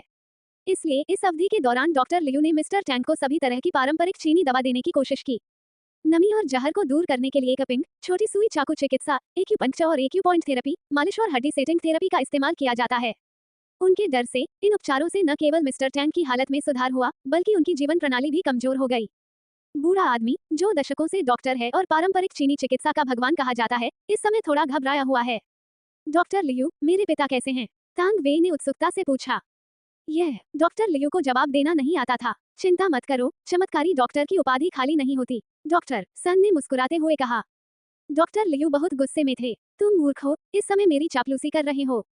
क्या तुमने मुझे नहीं मारा? अगर मैं इसका इलाज नहीं कर सकता तो क्या ये चमत्कारी डॉक्टर की उपाधि है? मुझे इसे अभी से उतारना होगा। चिंतित डॉक्टर लियू ने अपने बगल के डॉक्टर से श्री तांग को जलसेक देने और कुछ पश्चिमी दवा लेने के लिए कहा। उन्होंने पारंपरिक चीनी चिकित्सा और पश्चिमी चिकित्सा को एक साथ आजमाने की योजना बनाई ताकि ये देखा जा सके कि क्या ये चमत्कार कर सकता है। वो अब बीमार है और चिकित्सा उपचार के लिए बेताब है। कई डॉक्टरों को तुरंत भर्ती किया गया। कुछ मिनट बाद श्री तांग का चेहरा बेहतर हो गया, उनकी सांसें सुचारू हो गईं और अगले दिल की धड़कन मॉनिटर आखिरकार सामान्य उतार चढ़ाव पर लौट आया। सफल चीन और पश्चिम का संयोजन वास्तव में दुनिया में अजेय है। चमत्कारिक डॉक्टर होने के योग्य, ये वास्तव में सराहनीय है। लोग बहुत खुश हुए और प्रशंसा की। डॉक्टर लियू को भी राहत मिली। सौभाग्य से ये काम कर गया, अन्यथा मैं वास्तव में मिस टैंग को कैसे समझाऊं, यह नहीं जानता। टैंग वेई खुशी से रो पड़ा। डॉक्टर लियू, क्या मेरे पिता जल्दी ठीक हो जाएंगे? डॉक्टर लियू ने मुस्कुराते हुए कहा, चूंकि यह उपचार योजना प्रभावी है, इसलिए मिस्टर टैंग जल्दी ही जाग जाएंगे और जल्दी ही ठीक हो जाएंगे। धन्यवाद, धन्यवाद, टैंग वेई ने उत्साह से कहा। इस समय लिन फेंग, जो दरवाजे के बाहर खड़ा था, ने आह भरी और खुद से कहा, ये काम नहीं करता है। सतह पर यह मिस्टर टैंग की बीमारी को कम करता है। वास्तव में ये काली गैस को संघनित करता है। थोड़ी देर बाद यह एक भयंकर बाढ़ की तरह फूटेगा, लेकिन ये संकट में होगा। जब उन्होंने ये सुना तो वे लिन फेंग पर भड़क गए। बदमाश लड़के, तुम क्या कह रहे हो? क्या तुम ये देखकर दुखी हो कि लियू शेन ने मिस्टर टैंग की बीमारी ठीक कर दी है और अब वह धोखा नहीं दे सकता? डॉक्टर सन ने डांटा। क्या आजकल के युवा इतना दिखावा करना पसंद करते हैं? हाँ, डॉक्टर लियू शेन ने कहा कि सब ठीक है। तो सब ठीक ही होगा। काली गैस क्या है? उसे लगा कि यह कोई भूत है। अन्य डॉक्टरों ने अपना सिर हिलाया। डॉक्टर लियू ने तिरस्कार किया, इससे कोई फर्क नहीं पड़ता कि युवा लोगों में कौशल नहीं है। जब तक वे कड़ी मेहनत करते हैं और विनम्र रहते हैं, वे प्रगति कर सकते हैं। वे सब कुछ जानते हैं, लेकिन वे समझने का दिखावा नहीं करते और बकवास नहीं करते। वे इस जीवन में कुछ भी नहीं करने के लिए किस्मत में हैं। यहाँ तक कि टैंग वेई ने भी अपना सिर हिलाया और लिन फेंग पर अकथनीय निराशा महसूस की। ये पता चला कि वो वास्तव में एक झूठा था जिसकी किस्मत खराब थी। मैं शुरू में उसके बारे में बहुत आशावादी था। अफसोस, ये वास्तव में नजर से बाहर है। इन भद्दे शब्दों का सामना करते हुए लिन फेंग नाराज नहीं हुआ, बल्कि उसने अपनी घड़ी देखने के लिए हाथ उठाया और धीरे से कहा, 3 मिनट बचे हैं। वार्ड में हर कोई श्री तांग के शीघ्र स्वस्थ होने और डॉक्टर लियू के उत्कृष्ट चिकित्सा कौशल के लिए जयकार कर रहा था। इस समय भले ही डॉक्टर लियू कई वर्षों से प्रसिद्धि और धन के प्रति उदासीन रहे हों, लेकिन वे थोड़े अस्थिर होने से बच नहीं सकते। इस लड़ाई के बाद उनकी प्रतिष्ठा बढ़ रही होगी और लियू शिशुई का नाम चीनी चिकित्सा समुदाय में गूंजेगा। दरवाजे के बाहर लिन फेंग ने फिर से अपनी घड़ी देखी, अभी भी 1 मिनट बाकी है। डॉक्टर सन ने भौहें सिकोड़ते हुए कहा, ये बेवकूफ वहाँ क्या बड़बड़ा रहा है? चलो इसे भगाओ और भविष्य में इसे इस अस्पताल में प्रवेश न करने दो। कुछ नर्सें तुरंत बाहर आएं। लिन फेंग ने कहा, तुम मुझे 1 मिनट में पकड़ने में बहुत देर नहीं करोगे। क्यों? 1 मिनट में क्या होगा? तुम झूठे हो, यहाँ चाल मत खेलो। बाहर निकलो, अगर तुम बाहर नहीं निकले तो मैं पुलिस को बुलाऊंगा। डॉक्टर सन ने गुस्से से कहा। लियू शिशुई का चेहरा उतर गया, मुझे लगा कि तुम सिर्फ घमंडी हो। अब मुझे पता है कि तुम अभी भी एक लालची झूठे हो। तांग वेई ने ठंडे स्वर में कहा, लिन फेंग तुम जाओ। मैं तुम्हें फिर से नहीं देखना चाहता। लिन फेंग ने कड़वाहट से मुस्कुराते हुए कहा, मिस तांग, तुम भी मुझ पर भरोसा नहीं करती। मुझे तुम पर भरोसा क्यों करना चाहिए? मैं तुम पर कैसे भरोसा कर सकता हूँ? क्या तुमने गलती से मेरे पिता की जान बचाई? तांग वेई थोड़ा उत्साहित था। ठीक है, मैं फिलहाल तुम्हारी दयालुता को याद करूंगा। मैं तुम्हें एक आखिरी मौका देता हूँ। तुम्हें कितना चाहिए? पैसे लो और तुरंत बाहर निकल जाओ। पैसे? लिन फेंग मुस्कुराया, क्या उसके पास अभी भी पैसे की कमी है? सू परिवार का वास्तव में जिन्हुआ शहर में एक स्थान है। हालांकि चाहे वह कितना भी महत्वपूर्ण क्यों ना हो, यह उसके century bank black gold card की तुलना में उल्लेख करने योग्य नहीं है। नहीं, मुझे कुछ नहीं चाहिए। लिन फेंग ने अपना सिर हिलाया। तुम्हें क्या चाहिए? तुम्हारा उद्देश्य क्या है? तांग वेई ने दांत पीसते हुए कहा। अभी 10 सेकंड बचे हैं। लिन फेंग ने फिर से अपनी घड़ी देखी, 10, 9, 8, 7। भीड़ ने तिरस्कार दिखाया, यह आदमी, तुम पागल हो, उल्टी गिनती कहाँ है? हालांकि जब लिन फेंग ने 1 तक गिनती की तो ईसीजी मॉनिटर, जो धीरे धीरे स्थिर हो रहा था, अचानक बिना उतार चढ़ाव के हो गया। उसी समय बिस्तर पर लेटे हुए मिस्टर तांग कांपने लगे। उनके माथे पर पसीना बह रहा था, जो बेहद दर्दनाक लग रहा था। मिस्टर तांग, पिताजी, अच्छा क्या हो रहा है? भीड़ चौंक गई और सबने घेर लिया, लेकिन लिन फेंग को इसकी उम्मीद थी। वह अपनी जगह पर खड़ा था, अपने हाथों को थामे हुए था और यह सब शांति से देख रहा था। डॉक्टर लियू, कृपया मेरे पिता की मदद करें, तांग वेई ने उत्सुकता से कहा। ठीक है, ठीक है। लियू जिशुई भी घबरा गई। ये बहुत अजीब है, यह अभी लगभग तैयार है। आप अचानक ऐसा क्यों कर रहे हैं? कुछ बचाव के बाद श्री तांग न केवल बेहतर नहीं हुए, बल्कि स्थिति और भी खराब हो गई। वो रुक रुक कर सांस लेने लगे। ऐसा लग रहा था कि वो किसी भी समय कनेक्ट नहीं हो सकते। यदि ल्यूक्सी की पानी की सतह मृत और ग्रे है, तो ये खत्म हो गया है। मैं वास्तव में इस बार इसे नहीं बचा सकता। उसने पीछे देखा और लिन फेंग को दरवाजे पर खड़ा देखा। उसका दिल चौंक गया। क्या उसने वास्तव में श्री तांग की स्थिति को पहले ही समझ लिया था? चलो जाओ और इस छोटे भाई से श्री तांग को बचाने के लिए कहो, लियू शिशुई ने अपने बगल में डॉक्टर सन से कहा। इस समय वो चेहरे की परवाह नहीं करता है। आखिरकार जिन्हुआ शहर में तांग परिवार के पास बहुत ऊर्जा है और वो केवल एक डॉक्टर है, चाहे वह कितना भी शक्तिशाली क्यों ना हो। यदि श्री तांग का कोई एक्सीडेंट होता है और उनकी प्रतिष्ठा चली जाती है, तो उस समय तांग परिवार द्वारा उन पर मुकदमा चलाने की मुसीबत होगी। ये डॉक्टर लियू, क्या आप गंभीर हैं? डॉक्टर सन ने आश्चर्य से कहा। क्या तुम मजाक कर रहे हो? बस उसे उस दूध पीते बच्चे से मदद मांगने दो। जल्दी करो, सबसे सम्मानजनक तरीके से, लियू शिशुई ने दहाड़ लगाई। डॉक्टर सन बिना आंसू बहाए रोना चाहते थे, इसलिए उन्हें अपना सिर कठोर करना पड़ा। दरवाजे पर जाकर लिन फेंग से कहना पड़ा, ठीक है। मिस्टर लिन, क्या आपको लगता है कि आप कर सकते हैं? नहीं, लिन फेंग ने साफ मना कर दिया। सन ये इतना गुस्से में था कि वो वास्तव में पीछे मुड़कर जाना चाहता था। लेकिन लियू शिशुई को अपमानित करने के विचार से उसे मुस्कुराना पड़ा। मिस्टर लिन, मैं पहले गलत था। आपके वयस्क को खलनायकों की परवाह नहीं है। ये सिर्फ आप ही नहीं हैं जो मुझे अपमानित करते हैं, बल्कि तथाकथित चमत्कार डॉक्टर भी हैं। लिन फेंग ने हल्के से कहा। डॉक्टर, सन कांप उठे। नीमा, ये बहुत ज्यादा है। भले ही आप मेरा अपमान करें, फिर भी आप चाहते हैं कि डॉक्टर लियू आपसे माफी मांगे। मुझे डर है कि आप नहीं उठे। लेकिन अगले ही पल कुछ ऐसा हुआ जिसने उन्हें चौंका दिया। लियू शिशुई ने आकर लिन फैंग को गले लगाया। मुझे पहले जो हुआ उसके लिए खेद है। मैं अब वास्तव में असहाय हूँ। यदि आप लोगों को बचा सकते हैं तो कृपया ऐसा करें। लिन फैंग, कृपया मेरे पिता को बचाएं और मैं आपको जो भी चाहिए वह दूंगा। तांग वेई ने बारिश के साथ कहा। उद्धरण चिन्ह।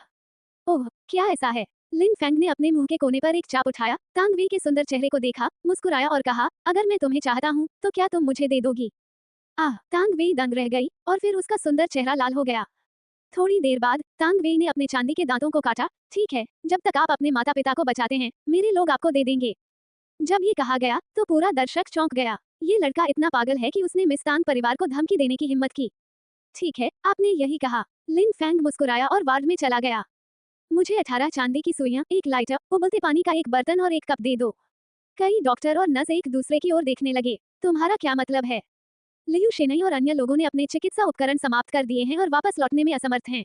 क्या तुम चांदी की सुइयों और उबले पानी से लोगों को बचाना चाहते हो? जैसा वह कहता है वैसा करो। अगर उसे बाद में कुछ चाहिए तो तुम उसकी मदद कर सकते हो। लियू शिशुई ने गहरी आवाज में कहा। चमत्कार करने वाले सभी डॉक्टर बोल पड़े। स्वाभाविक रूप से डॉक्टरों और नर्सों ने मना करने की हिम्मत नहीं की और जल्दी से उसका अनुसरण किया। जब डॉक्टर सन ने लिन फैंग के भावहीन चेहरे को देखा तो वह अपने दिल में ठंडे स्वर में गुनगुनाया।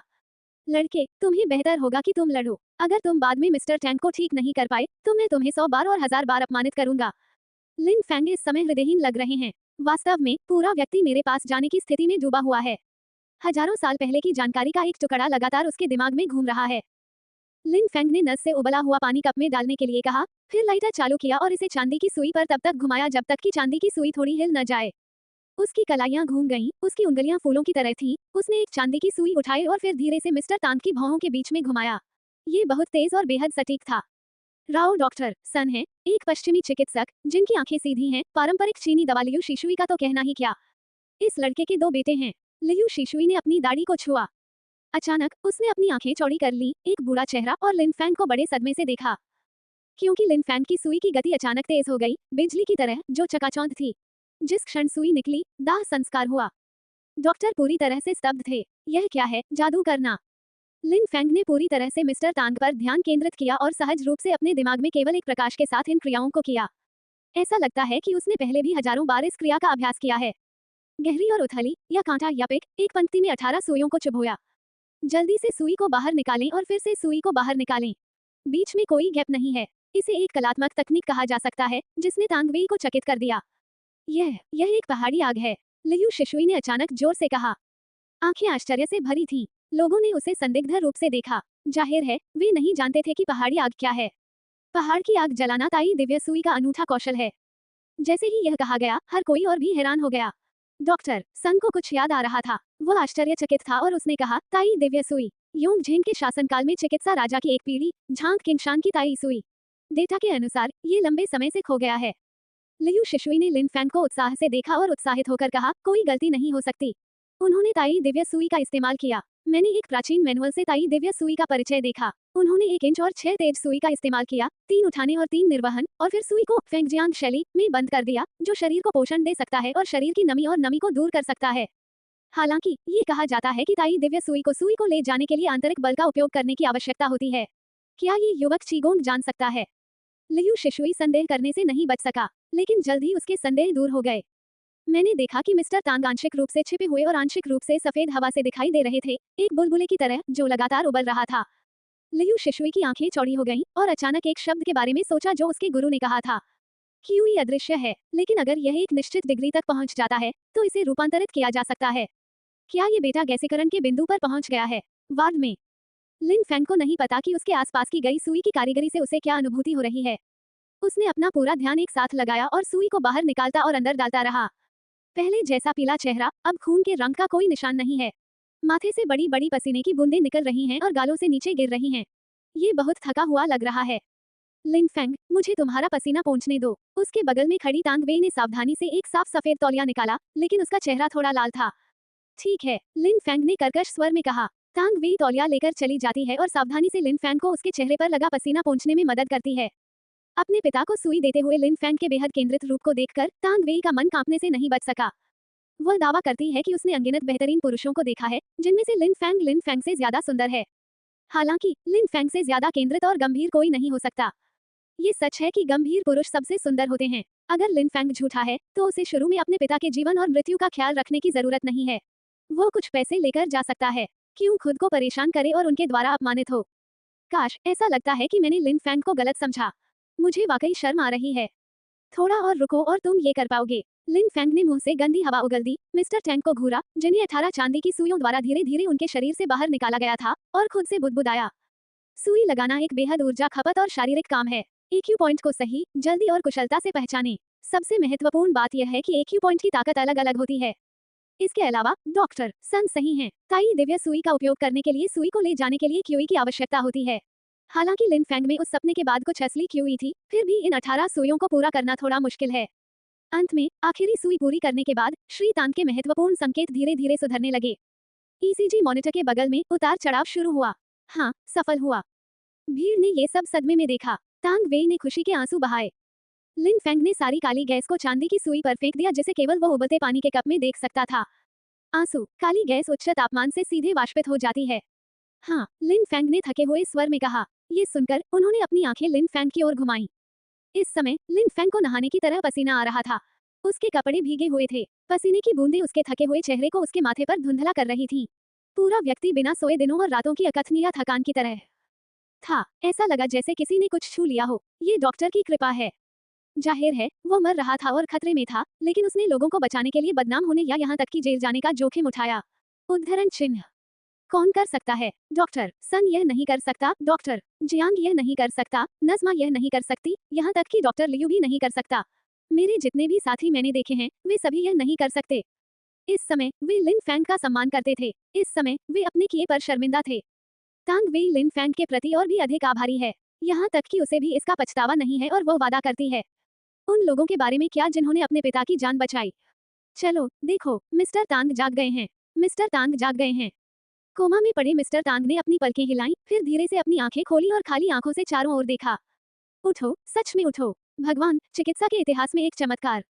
मुझे यकीन नहीं हो रहा है। मुझे उम्मीद नहीं थी कि उसने वाकई मिस्टर टैंग को बचाया होगा। पापा, पापा, आप कैसे हैं? अपने आसपास जमा भीड़ को देखकर मिस्टर टैंग ने कड़वाहट से मुस्कुराते हुए कहा, मुझे उम्मीद नहीं थी कि मैं टैंग योंगमियान के यम महल में चलने के बाद जीवित रह पाऊंगा। वे, यह आपके लिए वाकई मुश्किल है। प्रिय स्टाफ, डॉक्टर सुन और डॉक्टर लियू, आपकी जान बचाने के लिए धन्यवाद। जैसे ही उन्होंने ये कहा, सभी ने अपना सिर नीचे कर लिया और उनके चेहरे पर अपराधबोध साफ झलक रहा था। मिस्टर टैंग, आपने गलत समझा। हमने आपको बचाया नहीं, यहाँ तक कि हमारी वजह से हमने आपके सबसे अच्छे इलाज के समय में भी देरी कर दी। लियू शिशुई ने कड़वाहट भरी मुस्कान के साथ कहा।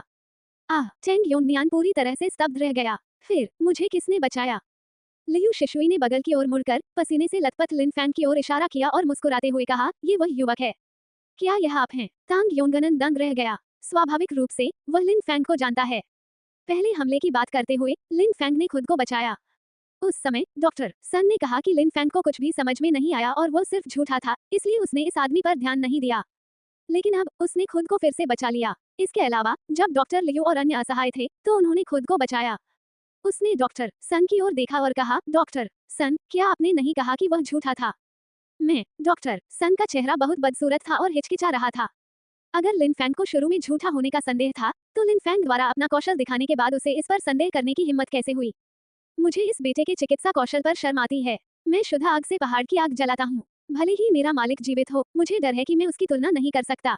लियू शिशुई ने अपने स्वर में सम्मान के साथ आह भरी। ये सुनकर तांग योंगनियान पर मानो वज्रपात हो गया हो। वह झूठा नहीं है। इसके अलावा ये डॉक्टर लियू के गुरु से भी अधिक शक्तिशाली है। पिताजी, नीचे मत आइए। तांग वेई ने अपने पिता को कांपते हुए देखा, इसलिए वह बिस्तर से उठी और उनकी मदद करने के लिए जल्दी से उनके पास गई। मिस्टर लिन, ओह नहीं डॉक्टर लिन, पहले मेरी आंखें माउंट ताई को नहीं समझती थीं। मैंने दूसरों की बातें सुनी और आपको गलत समझा। आपने तांग को 2 बार बचाया, यह मेरा उपकार है। आज से मिस्टर लिन फेंग मेरे तांग परिवार के पहले VIP हैं। तांग योनगनन ने अपने गंभीर रूप से बीमार शरीर को पकड़े हुए लिन फैंग से कांपते हुए कहा। लिन फैंग ने जल्दी से कहा, इसका जिक्र मत करो मिस्टर तांग। मिस तांग ने मुझे पहले भी बचाया था, मैंने बस उनका शुक्रिया अदा किया। अच्छा अच्छा अच्छा, तांग योनगनन ने लगातार 3 अच्छे शब्द कहे। उसका लहजा प्रशंसा से भरा था। अगर आप अपनी दयालुता जानते हैं तो तस्वीर को मत भूलना। हीरो जवानी से निकलते हैं। डॉक्टर लिन, आपने मेरी बीमारी ठीक कर दी है। बस अपना मुंह खोलो और कोई लाभ चाहो। भले ही तुम मेरे परिवार की संपत्ति का आधा हिस्सा चाहते हो, मैं इसे दोनों हाथों से दूंगा। एक बार जब ये कहा गया तो पूरा दर्शक चौंक गया। तुम्हें पता है, तांग परिवार जिन्हुआ शहर के शीर्ष 5 धनी परिवारों में से एक है। तांग योनगनन ने तांग परिवार के अधिकांश शेयरों को नियंत्रित किया। एक शब्द में, उसने लिन फैंग की पारिवारिक संपत्ति का आधा हिस्सा या कम से कम अरबों को विभाजित किया। इसका मतलब है कि जब तक लिन फैंग सिर हिलाता है, वह अब से एक अरबपति होगा। हर कोई उसे ईर्ष्या से देखता था, यहाँ तक कि लियू शिशुई भी अपवाद नहीं है। आखिरकार 100 मिलियन से अधिक। भले ही आप प्रसिद्धि और धन के प्रति उदासीन हो, आप इस पैसे से कितने सपने साकार कर सकते हैं। आप कितनी इच्छाएं पूरी कर सकते हैं। हालांकि लिन फैंग ने सभी को फिर से चौंका दिया। उसने अपना सिर हिलाया। मुझे यह नहीं चाहिए। क्यों? तांग योनगनन हैरान था। क्या आप जानते हैं कि मेरे परिवार की संपत्ति का आधा हिस्सा कितना है? लिन फैंग का दिल मजाकिया है। मुझसे कम ही होंगे, मेरा क्या उपयोग है? मैं बस आपको बचाना चाहता हूँ और मिस टैंग को उसकी जान बचाने के लिए भुगतान करना चाहता हूँ। जहाँ तक इनाम की बात है, मैंने शुरुआत में कहा था, मुझे कोई दिलचस्पी नहीं है, लिन फैंग ने धीरे से कहा। टैंग योनगनन चुप थी, टैंग वेई चुप थी, डॉक्टर सुन चुप थे, लियू शिशुई चुप थी, सभी लोग चुप थे। शर्म, गहरी शर्म। पहले तो उन्होंने सोचा कि लिन फैंग टैंग परिवार के पैसे के लिए है। अधिक लाभ पाने के लिए उन्होंने जानबूझकर कहा कि टैंग योनगनन की बीमारी ठीक नहीं है। लेकिन अब लिन फैंग के शब्द चेहरे पर एक जोरदार थप्पड़ की तरह थे। इस समय हर कोई बेहद छोटा और तुच्छ महसूस कर रहा था और लिन फैंग का सामना करने के लिए कोई चेहरा नहीं था। लियू शिशुई ने अपना सिर हिलाया और आह भरी। अफसोस, हम सभी के पास लिन के चमत्कारिक डॉक्टर और सज्जन का पेट भरने के लिए खलनायकों का दिल है। शर्मिंदा, मुझे लियू एक चमत्कारी डॉक्टर के नाम पर शर्म आती है। आज से लिन फैंग चीन में पहला चमत्कारी डॉक्टर है। हर कोई हैरान था, लेकिन उन्होंने कोई आपत्ति नहीं की। उन्होंने लिन फैंग को मुस्कुराते हुए देखा। अब कोई भी बंधक लिन फैंग की ताकत पर संदेह नहीं करेगा। लिन फैंग थोड़ा शर्मिंदा हुआ और उसने अपना सिर खुजलाया। उसने सोचा कि वह चमत्कारी डॉक्टर कैसे बन सकता है। ये सरल और ईमानदार उपस्थिति तांग वेई की आंखों में हंसी को रोक नहीं सकती। ऐसा आदमी वास्तव में दुर्लभ है। वैसे डॉक्टर लिन, आप मिस्टर तांग की बीमारी को कैसे देखते हैं?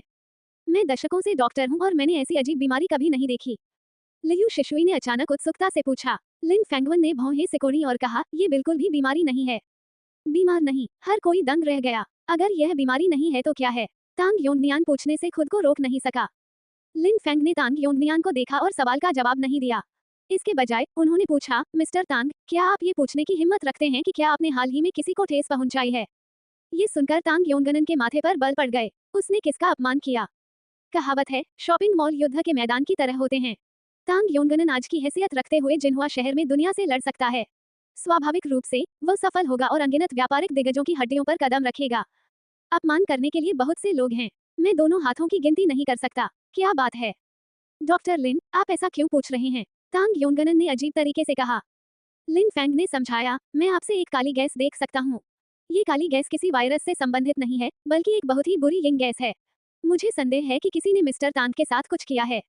ये सुनकर तांग योंगनन का चेहरा पीला पड़ गया। डॉक्टरों ने एक दूसरे को देखा। ये रहस्यमय क्यों लग रहा है? अगर लिन फैंग ने पहले ऐसा नहीं किया होता तो लगभग सभी को लगता कि लिन फैंग एक दिव्य छड़ी है और बकवास कर रही है। तो मिस्टर टेंग, आपको इस बारे में सोचना चाहिए कि क्या आपने इस दौरान किसी को नाराज किया है। अन्यथा इस बात से इनकार नहीं किया जा सकता कि अगली बार कोई आपको विशेष साधनों से फंसा देगा। लिन फैंग ने गंभीरता से कहा। मैं समझ गया, आपकी सलाह के लिए धन्यवाद। टेंग योंगनियान ने सिर हिलाया और टेंग वेई से कहा, वे किसी को तुरंत जांच के लिए भेजो। हाँ, टेंग वेई ने सिर हिलाया। लिन फैंग ने अपनी नाक को छुआ और एक कड़वी मुस्कान के साथ कहा, भविष्य में मुझे छोटा चमत्कारी डॉक्टर मत कहो। बेहतर होगा कि आप मुझे लिन फैंग कहें। वास्तव में मैं कोई चिकित्सा कौशल नहीं जानता। इस बार मिस्टर टेंग को बचाना सिर्फ एक संयोग है। भाग्यशाली। भीड़ दंग रह गई और फिर मुस्कुराई। डॉक्टर लिन, आप बहुत विनम्र हैं। हाँ, ये बस चीन की पारंपरिक संस्कृति में विनम्रता के उत्कृष्ट मॉडल को आगे बढ़ाता है। हा, चूंकि डॉक्टर लिन हमें कॉल नहीं करने देंगे तो चलो कॉल न करें। लिन फैंग न तो हंस सकते हैं और न ही रो सकते हैं। इससे कोई फर्क नहीं पड़ता कि उन्होंने पहले कैसे समझाया, उन्हें बस यह विश्वास नहीं था कि वे लोगों को बचा सकते हैं और खुद को तुच्छ समझते हैं। अब ये रवैया 180 डिग्री उलट है। अफसोस, ज्ञान ही शक्ति है। तारांकन। इसके बाद लिन फैंग और तांग योंगनन के ठीक होने के कायाकल्प का जश्न मनाने के लिए तांग वे के पास के युआन टॉवर चीनी रेस्तरां में गए और एक टॉप बॉक्स बुक किया। तांग योंगनन नहीं गए क्योंकि उन्हें अभी भी आराम करने की जरूरत थी, और सभी उपस्थित लोग जिन्होंने ऑपरेशन में भाग लिया था, चाहे लियू शिशुई, डॉक्टर सुन या ये नर्स और डॉक्टर, उन्हें आमंत्रित किया गया था। जिस बात ने तांग वेई को अवाक कर दिया वह ये थी कि उसके पिता के कई व्यापारिक राजनेताओं और साझेदारों को यह नहीं पता था कि खबर कहां से प्राप्त करें। उन्होंने कहा कि उन्हें छोटे चमत्कारी डॉक्टर को देखना है। वे एक एक करके यहाँ आ रहे थे। तांग वेई को डर था कि लिन फैंग असहज हो जाएगा। उसने उससे उसके रवैये के बारे में पूछा। लिन फैंग ने कहा कि इससे कोई फर्क नहीं पड़ता, जब तक खाने के लिए कुछ है। तांग वेई ने कश लिया और कहा कि आपको कैसे पता कि खाना है? उस समय कुछ बड़े लोग आएंगे और आप उनसे दोस्ती कर सकते हैं। लिन फैंग अनिर्णित है। बड़े लोगों से दोस्ती करें। अनावश्यक। यह मत कहो कि उसके हाथ में अब एक काला सोना कार्ड है, बस उसके दिमाग में ज्ञान पर भरोसा करो। जब तक वह चाहेगा वह जल्द ही या बाद में देश और यहाँ तक कि दुनिया का सबसे अमीर आदमी बन जाएगा। दूसरे लोग घुटने टेकने और खुद को चाटने की पहल क्यों नहीं करते? मूल रूप से तांग वेई लिन फैंग के साथ युयान टॉवर जाने वाला था। लिन फैंग ने ये कहते हुए मना कर दिया कि उसे पसीना आ रहा है। उसने स्नान करने, साफ कपड़े बदलने और खुद वहां जाने के लिए होटल में वापस जाने की योजना बनाई। तांग वेई ने जोर नहीं दिया। उसने सोचा कि वह पहले जाएगी और पिता के उन भागीदारों को धक्का देगी। बाद में वह अधिक खाती और कम बोलती। तारांकिन युयान टॉवर। इस समय ये चरम अवधि है और आवाज उबल रही है और एक अंतहीन धारा में आ रही है। दरवाजा लग्जरी कारों से भरा था। हॉल बॉक्स लोगों से भरा था। उनमें से अमीर बच्चे, कंपनी के अधिकारी, बॉस और इतने पर हैं। दरवाजे के पास भोज में दो महिलाएं मेज के चारों ओर बातें कर रही थीं और हंस रही थीं। लड़कियों में से दो वास्तव में बहन फूलों की एक जोड़ी हैं। वे दिखने में कुछ हद तक समान हैं, बेहद खूबसूरत और सेक्सी हैं। कई डिनर समय समय पर उस टेबल को देखेंगे। जब लिन फैंग युयान टॉवर में चला गया तो उसने बस 4 लोगों को देखा और अचानक अपना चेहरा बदल दिया। सो रही गर्त है ना? क्या आप इससे मिल सकते हैं? ये 4 लोग कोई और नहीं बल्कि सू या, सू टिंग, लियू क्यूई और महाउजी हैं। जी जाजी, आप वास्तव में अच्छे हैं। आपने इतनी मुश्किल जगह बुक की है। इसके लिए आपको बहुत पैसा खर्च करना चाहिए था। उच्च श्रेणी के भोजन की मेज को देखते हुए सू टिंग मुस्कुराहट के साथ अपना मुंह बंद नहीं कर सकी। उसने हताश होकर अपना मोबाइल फोन निकाला, तस्वीरें लेना शुरू किया और दोस्तों के एक समूह को भेजना शुरू कर दिया। ये सही नहीं है। जी शाओ शक्तिशाली है। अगर मैं तुम्हारी जगह होती तो मैं यहाँ खाने के लिए आने को तैयार नहीं होती। लियू क्यू चापलूसी करना नहीं भूली। माँ हाउजी बहुत गर्वित थे, लेकिन उनके चेहरे पर बस एक हल्की मुस्कान थी। पैसा कुछ भी नहीं है। मैंने इस जगह को 3 दिन पहले बुक किया था। अफसोस, कोई रास्ता नहीं है। व्यापार बहुत अच्छा है। सुया ने देखा कि उसके पति ने उसे एक लंबा चेहरा दिया और उसका दिल बह रहा था। वैसे पति, दूसरी मंजिल पर बॉक्स अच्छा लग रहा है और वहाँ कोई लोग नहीं हैं। अगली बार वहाँ रात का खाना खाने के बारे में क्या ख्याल है? सुया ने दूसरी मंजिल पर एक दिशा की ओर इशारा किया। सू टिंग और लियू क्यू ने ऊपर देखा तो दूसरी मंजिल पर एक बक्सा देखा। हालांकि इस बॉक्स का दरवाजा बंद है, लेकिन दरवाजे को देखना विशेष रूप से शानदार है। ये सोने से जड़ा हुआ है। संरचना बहुत ही भव्य और बहुत विशाल है। भले ही कई लोग एक ही समय में प्रवेश करते हैं, कोई समस्या नहीं है। दरवाजे पर 4 शब्द ड्रैगन और फीनिक्स शुभ लिखे हैं। क्या आप ड्रैगन और फीनिक्स भाग्यशाली बॉक्स कहते हैं? माँ हाउजी दंग रह गए और फिर एक कड़वी मुस्कान के साथ कहा, जियाओया, आप वास्तव में इसके बारे में नहीं सोचते हैं। ये युयान टॉवर में सबसे ऊपर का बॉक्स है। केवल एक रेस्तरां है। इसके अलावा ये कहा जाता है कि यह केवल जिन्हुआ शहर में बड़े लोगों का मनोरंजन करता है। यहाँ तक कि मेरे पिता भी ऑर्डर करने के योग्य नहीं हैं। सोने का कुंड, सच या झूठ? जी जाजी, आपके पिता इतने शक्तिशाली हैं कि वे उस बॉक्स में प्रवेश करने के योग्य नहीं हैं। तीनों हैरान थे। माँ हाउजी ने अपना सिर हिलाया और कहा, केवल जिन्हुआ शहर के शिखर पर खड़े व्यवसायी या राजनेता ही बॉक्स में प्रवेश करने के पात्र हैं। मेरे पिता चाहे कितने भी अमीर क्यों न हो, उनकी कीमत केवल करोड़ों में है। उन शीर्ष आंकड़ों की तुलना में वे अभी भी बहुत खराब हैं। तीनों दंग रह गए और दूसरी मंजिल पर सम्मानपूर्वक देखने लगे। खासकर सुया, वो वास्तव में उत्सुक थी। ये बॉक्स कितना आलीशान है। अंदर का फर्नीचर और सोफा सभी सोने से नहीं बने हैं, है ना? नहीं, वास्तव में इससे कोई फर्क नहीं पड़ता कि यह आलीशान है या नहीं। महत्वपूर्ण बात यह है कि आप इतने सारे लोगों के सामने इस बॉक्स में चल सकते हैं और बाद में पार्टी के लिए बाहर जा सकते हैं। वे रिश्तेदार और दोस्त आपसे ईर्ष्या नहीं कर सकते। सुया ने अपना सिर हिलाया। भूल जाओ, इतना सोचना व्यर्थ है। ये बहुत अच्छा है कि वह सुनहरे कछुए के दामाद माँ हाउजी तक चढ़ सकती है। भले ही वह सुंदर हो, लेकिन वे शीर्ष व्यक्ति उसे कैसे देख सकते हैं? इस समय लियू क्यूई ने अचानक ऊंची आवाज में कहा, कुंड में लेटा हुआ, देखो, दरवाजे पर आदमी। क्या वह लिन फैंग जैसा दिखता है? फैंग। सुया और अन्य लोग दंग रह गए और दरवाजे की ओर देखने लगे। मैंने देखा कि बाहर से एक साधारण कपड़े और साधारण दिखने वाला युवक अंदर आ रहा है। अगर ये लिन फैंग नहीं है तो और कौन हो सकता है? अरे, ये वाकई बेकार है, सू टिंग ने आश्चर्य से कहा। बेचारा बी, वो युएयान टॉवर में कैसे पहुंच गया? सुया ने भौहें सिकोड़ी। जैसे ही उसने लिन फैंग को देखा, उसे असहज महसूस हुआ। उसे लगा कि वो कई सालों से इस हारे हुए व्यक्ति के साथ रह रही है। हालांकि उसका कोई शारीरिक संपर्क नहीं था, फिर भी उसे मतली महसूस हुई। क्या तुम किसी की तलाश कर रही हो? माँ हाउजी मुस्कुराई। यह असंभव है। जो लोग युएयान टावर में रात के खाने के लिए आते हैं, वे भी हमारे स्तर के अमीर लोग हैं। लिन फेंग किस दर्जे का है? वह ऐसे दोस्तों को कैसे जान सकता है? लियू क्यू ने अपना सिर हिलाया। इस समय लिन फेंग ने भी सुया और अन्य लोगों को देखा और उसका चेहरा अचानक बदल गया। लेटे हुए, क्या ऐसा कोई संयोग है कि तुम उससे मिल सको? उसका मन पलटकर चले जाने का होता है। लेकिन जरा सोचो, तुम क्यों जा रही हो? मैंने कुछ भी गलत नहीं किया। मैंने जोर देकर कहा कि सुया को खुद पर पछतावा होना चाहिए और अपने अपराध को देखना चाहिए। लिन फेंग, तुम्हारी चमड़ी बहुत मोटी है। तुम युएयान टावर में आने की हिम्मत क्यों कर रही हो? क्यों? तुम तस्वीरें लेने और उन्हें दोस्तों के समूह को भेजने के लिए चुपके से अंदर गए। सू टिंग ने आगे बढ़कर उसकी तरफ देखा और उपहास किया। उसके जैसे लोग केवल मजे के लिए ऐसी चीजें कर सकते हैं। लियू क्यू ने दोहराया। लिन फेंग ने भौहें सिकोड़ी, मैं यहाँ क्या कर रहा हूँ? ये तुम्हारा कोई काम नहीं है। तुमने क्या बकवास कहा? लियू क्यू गुस्से से लाल हो गई। तुम कमीने, क्या तुम्हें सच में लगता है कि तुम सू परिवार को छोड़े बिना उसे नहीं हरा सकते? हालांकि मैंने पिछली बार लिन फेंग को सबक सिखाने के लिए लोगों का एक समूह भेजा था। अब कोई खबर नहीं है और मुझे नहीं पता कि वे लोग खाने के लिए क्या करते हैं। ऐसा लगता है कि मुझे उनसे कभी पूछना चाहिए। लिन फेंग, अगर मैं तुम्हारी जगह होता तो मुझे शर्म आती। माँ हाउजी ने अचानक आह भरी और कहा। क्यों? लिन फेंग दाओ, क्या मुझे ऐसा कहना होगा? माँ हाउजी ने मजाक में कहा, तुम एक बेकार बेकार दामाद हो। तुम्हारे पास न तो पैसा है और न ही योग्यता। तुमने इतने सालों से घर पर अपनी पत्नी के हाथ भी नहीं छुए। तुम हर दिन बर्तन धोते हो, खाना बनाते हो और सफाई करते हो। अंत में मैंने तुम्हें हरा दिया। तुम कहते हो, क्या तुम हारे हुए हो? क्या तुम्हें हमें देखकर शर्म से चले जाना चाहिए? जब उसने ये शब्द कहे तो माँ हाउजी ने जानबूझकर सुया को गले लगाया और उसकी आंखें संतुष्टि से भरी थीं। दुर्भाग्य से लिन फेंग उदासीन था, न तो क्रोध था और न ही क्रोध से कांपना। शायद उसे सुया की पूर्व पत्नी के लिए कोई भावना नहीं है। इन अपमानजनक शब्दों को सुनकर और महाउजी और सुया के अंतरंग व्यवहार को देखकर लिन फेंग के दिल में कोई उतार चढ़ाव नहीं हुआ, मानो सुया कोई अजनबी हो। हाँ, ये साल अजनबी नहीं है। नहीं, अजनबियों से भी नहीं। सुया घर या बाहर खुद को सबसे बुनियादी सम्मान भी नहीं देती। वो खुद को अपमानित करती है और अक्सर खुद को थप्पड़ मारती है। ये व्यवहार सुअरों और कुत्तों जितना भी अच्छा नहीं है। लिन फेंग ने एक गहरी सांस ली और धीरे से कहा, माफ करना, सुया और मैं शादीशुदा नहीं हैं। तुम में नहीं हो। इसके अलावा मैं असफल नहीं हो सकता। तुम नहीं, महाउ जी का अंतिम कहना है। माँ हाउजी ने भाषण सुनते ही नाक भान सिकुड़ी। हे, तुम एक मरे हुए बतख हो।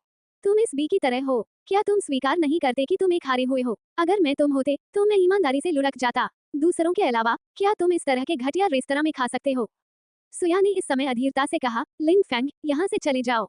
मुझे अब तुम्हारी बातों से घृणा हो रही है। लेकिन अगर तुम्हारे पास थोड़ा आत्मज्ञान और शर्म की भावना है तो तुम्हें मेरे सामने इस तरह नहीं आना चाहिए। लिन फेंग मुस्कुराया। क्या यह महिला ठीक है? उसने कहा, शर्म?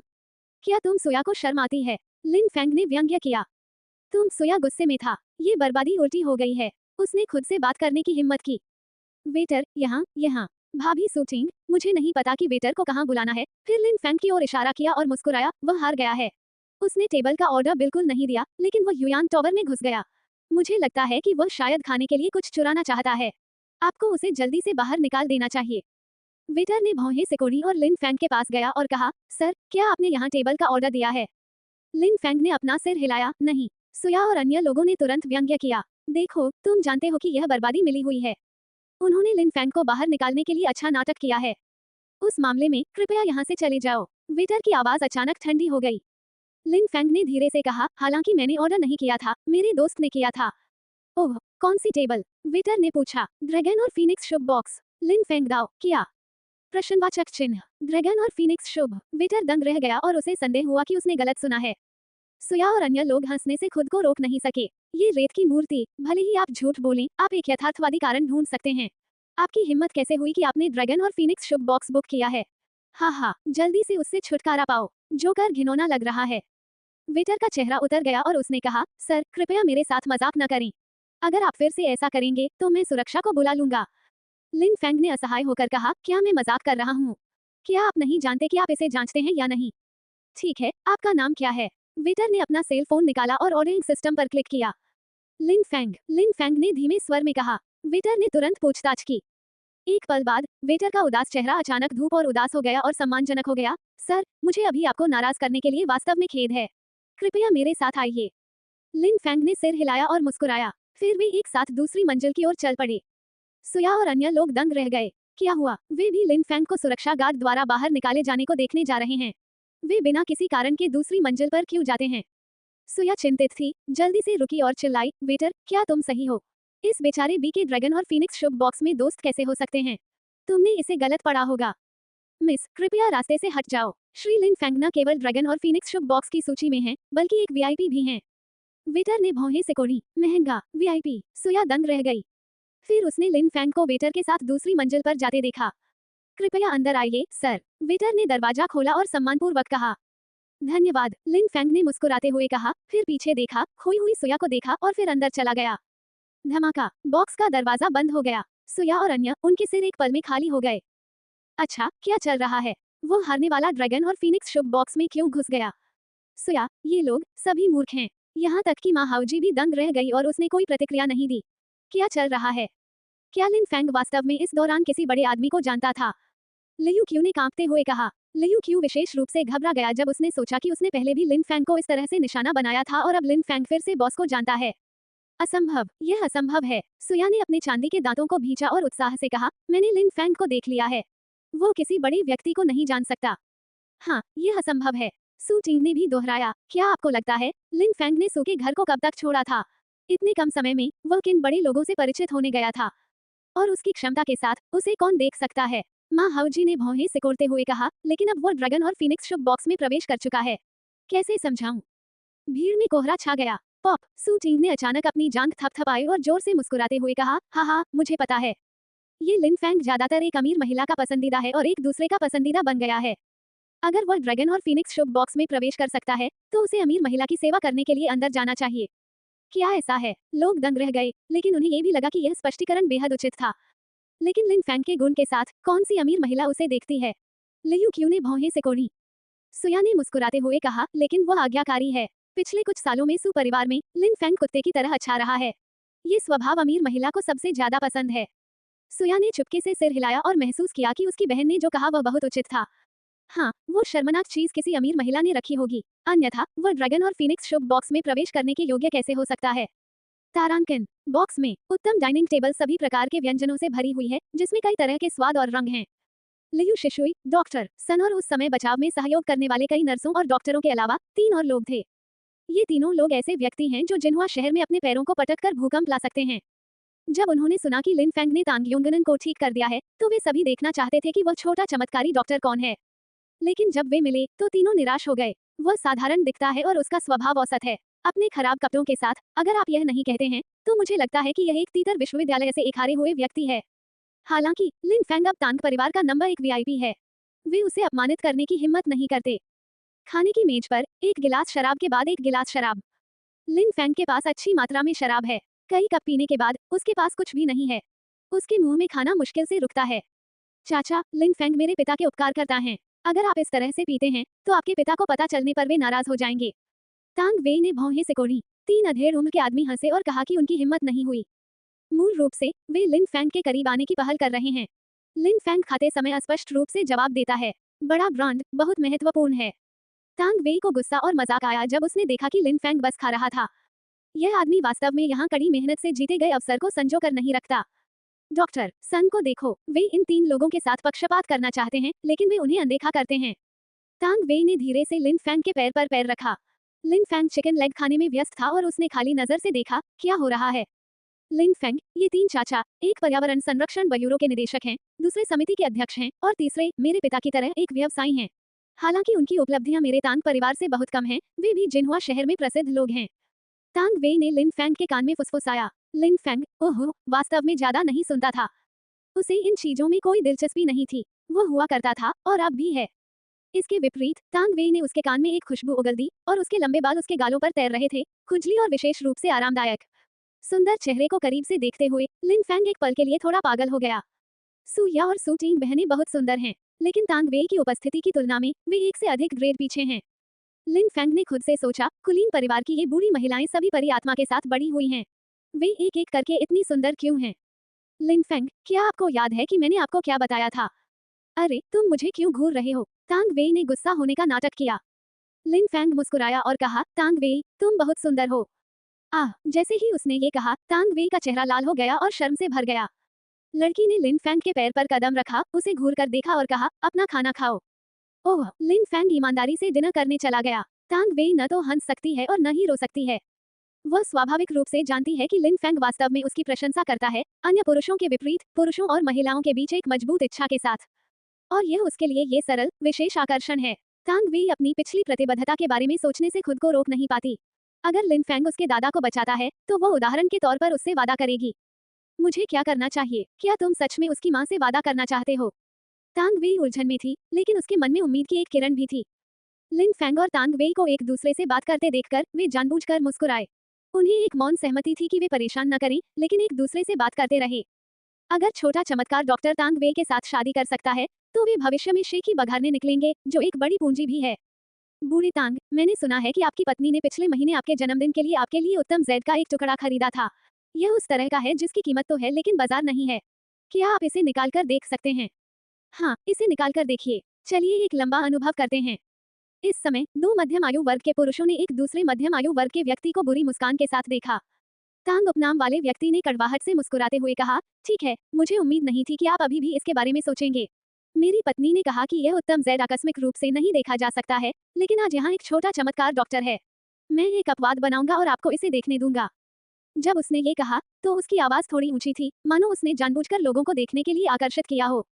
निश्चित रूप से लिन फेंग और तांग वेई सहित सभी ने उसे उत्सुकता से देखा।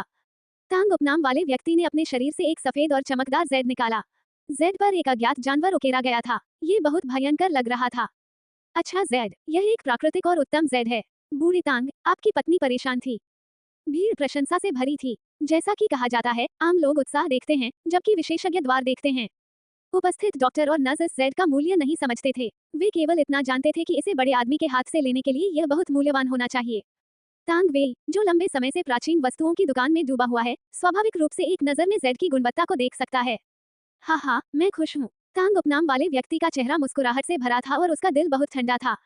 कहने की जरूरत नहीं है, मेरी पत्नी ने इसे उच्च कीमत पर खरीदा। क्या यह अच्छा नहीं है? बॉस टैंग, क्या मैं इस जेड को देख सकता हूँ? लिन फेंग ने अचानक कहा। बेशक, छोटे चमत्कार डॉक्टर, चारों ओर देखो। हालांकि टैंग नाम के व्यक्ति ने ऐसा कहा, लेकिन उसने इसे सावधानी से सौंप दिया क्योंकि उसे डर था कि कहीं लिन फेंग जेड को गिरा न दे। लिन फेंग ने केवल इसे देखा, अपना सिर हिलाया और जेड को टैंग नाम के व्यक्ति को वापस कर दिया। इस कदम से टैंग नाम के व्यक्ति को आश्चर्य हुआ। क्यों? क्या ये जेड अच्छा नहीं है? मुझे नहीं पता कि जेड अच्छा है या नहीं, लेकिन बॉस टैंग को इस जेड से पहले ही निपटना चाहिए था। लिन फेंग दाओ, इसे निपटाने का क्या मतलब है? बस इसे फेंक दो। आह, न केवल बॉस टैंग, बल्कि अन्य लोग भी आश्चर्यचकित थे। इतना अच्छा जेड क्यों फेंकना? लिन फेंग ने समझाया, जेड में एक बुरी आत्मा है। अगर आप इसे लंबे समय तक पहनेंगे, तो कुछ हो जाएगा। बॉस टैंग बहुत दुखी था और गुनगुना रहा था, छोटे चमत्कारी डॉक्टर, भले ही आपके पास अच्छे चिकित्सा कौशल हों, आप सब कुछ नहीं समझ सकते, है ना? इसके अलावा, अब उम्र क्या है? कौन अभी भी इन बातों पर विश्वास करता है? मैं 1 महीने से इस बेहतरीन जेड को पहन रहा हूँ। मैं हमेशा अच्छे स्वास्थ्य में रहा हूँ। कुछ कैसे हो सकता है? टैंग वेई ने भी लिन फेंग को खींचा और उसे बात न करने का इशारा किया। लिन फेंग मुस्कुराया और कहा, मानो या ना मानो, इस जेड की बुरी आत्मा तुम्हें प्रभावित नहीं कर सकती है, लेकिन अपने परिवार को बताना मुश्किल है। बॉस टैंग गुस्से से कांप उठा। अगर लड़के ने टैंग योंगनियान की जान नहीं बचाई होती और टैंग परिवार का मेहमान होता, तो वो गुस्सा हो जाता और किसी से उसे बाहर निकालने के लिए कहता। वो यहाँ बकवास कैसे कर सकता है? टैंग जिकियांग ने आपकी दयालुता के लिए आपको धन्यवाद दिया। आपको इस जेड को रखने या न रखने के बारे में चिंता करने की जरूरत नहीं है। बॉस टैंग ने गहरी आवाज में कहा। लियू शिशुई और अन्य डॉक्टरों ने भी अपना सिर हिलाया। हालांकि लिन फेंग के पास बेहतरीन चिकित्सा कौशल है, लेकिन वो बहुत छोटा है और बहुत लापरवाही से बोलता है। भले ही आपके पास कुछ कौशल हो, लेकिन लोग इतने सालों से जेड खेलते आ रहे हैं, आप किसकी तुलना आम आदमी से कर सकते हैं? क्या बुरी आत्मा? क्या ये सामंती अंधविश्वास नहीं है?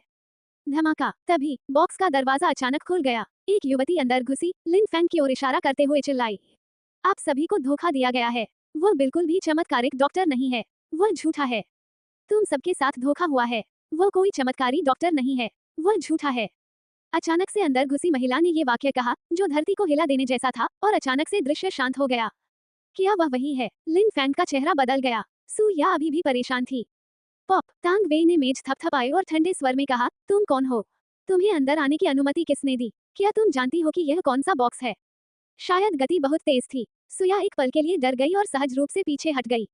हालांकि जैसे ही उसने यहाँ लिन फेंग के अहंकार के बारे में सोचा, उसने तुरंत अपने दांत पीस लिए और कहा, मैं इस बेकार की पूर्व पत्नी हूँ। क्या? हर कोई दंग रह गया। तांग वेई ने लिन फेंग को आश्चर्य से देखा। लिन फेंग, वह क्या उसने जो कहा वह सच है? लिन फेंग ने कड़वाहट से मुस्कुराया। सुया, मैं वास्तव में नहीं देखता कि वो गरीब है और हार नहीं मानती। हाँ, वो मेरी पूर्व पत्नी है, लेकिन मेरा उससे कोई लेना देना नहीं है। और हमारे पास सिर्फ पति पत्नी का नाम है, पति पत्नी की असलियत नहीं। सुया, तुमने मुझे बदनाम किया है और बार बार मुझे फंसाया है। इससे तुम्हें क्या फायदा? लिन फेंग ने थके हुए स्वर में कहा। सुया ने व्यंग्य करते हुए कहा, मैंने कब तुम्हारी बदनामी की? क्या मैं गलत हूँ? क्या तुम झूठे नहीं हो? लिन फेंग ने भौहें सिकोड़ी और बोलने ही वाला था कि तभी एक और आवाज सुनाई दी। मेरी बहन सही कह रही है, यह आदमी सच में झूठा है। वो न सिर्फ झूठा है, बल्कि एक सजे धजे जानवर और मैल भी है। सू टिंग को पता ही नहीं चला कि वह कब आई और जोर से बोली। उनके पीछे लियू क्यू और मा हाओजी हैं। रात के खाने से पहले सुया और भी दुखी हो गई। वो समझ नहीं पा रही थी कि लिन फैंग, एक बेकार आदमी, ड्रैगन और फीनिक्स शुभ बॉक्स में क्यों जा सकता है। भले ही वह थोड़ा गोरा चेहरा वाला हो, लेकिन वह योग्य नहीं है। शौचालय के रास्ते में सुया खुद को रोक नहीं पाई। जब वेटर ने ध्यान नहीं दिया, तो वह ड्रैगन और फीनिक्स शुभ बॉक्स के दरवाजे पर खिसक गई और अंदर की बातचीत को सुनना चाहती थी। यह एक भयानक कहानी बन गई। ये बड़े लोग वास्तव में लिन फैंग को छोटा चमत्कार डॉक्टर कहते हैं। हे, वो एक छोटा चमत्कार डॉक्टर है। वह चिकित्सा कौशल भी नहीं जानता है। सुया ने व्यंग्य किया और सुनना जारी रखा।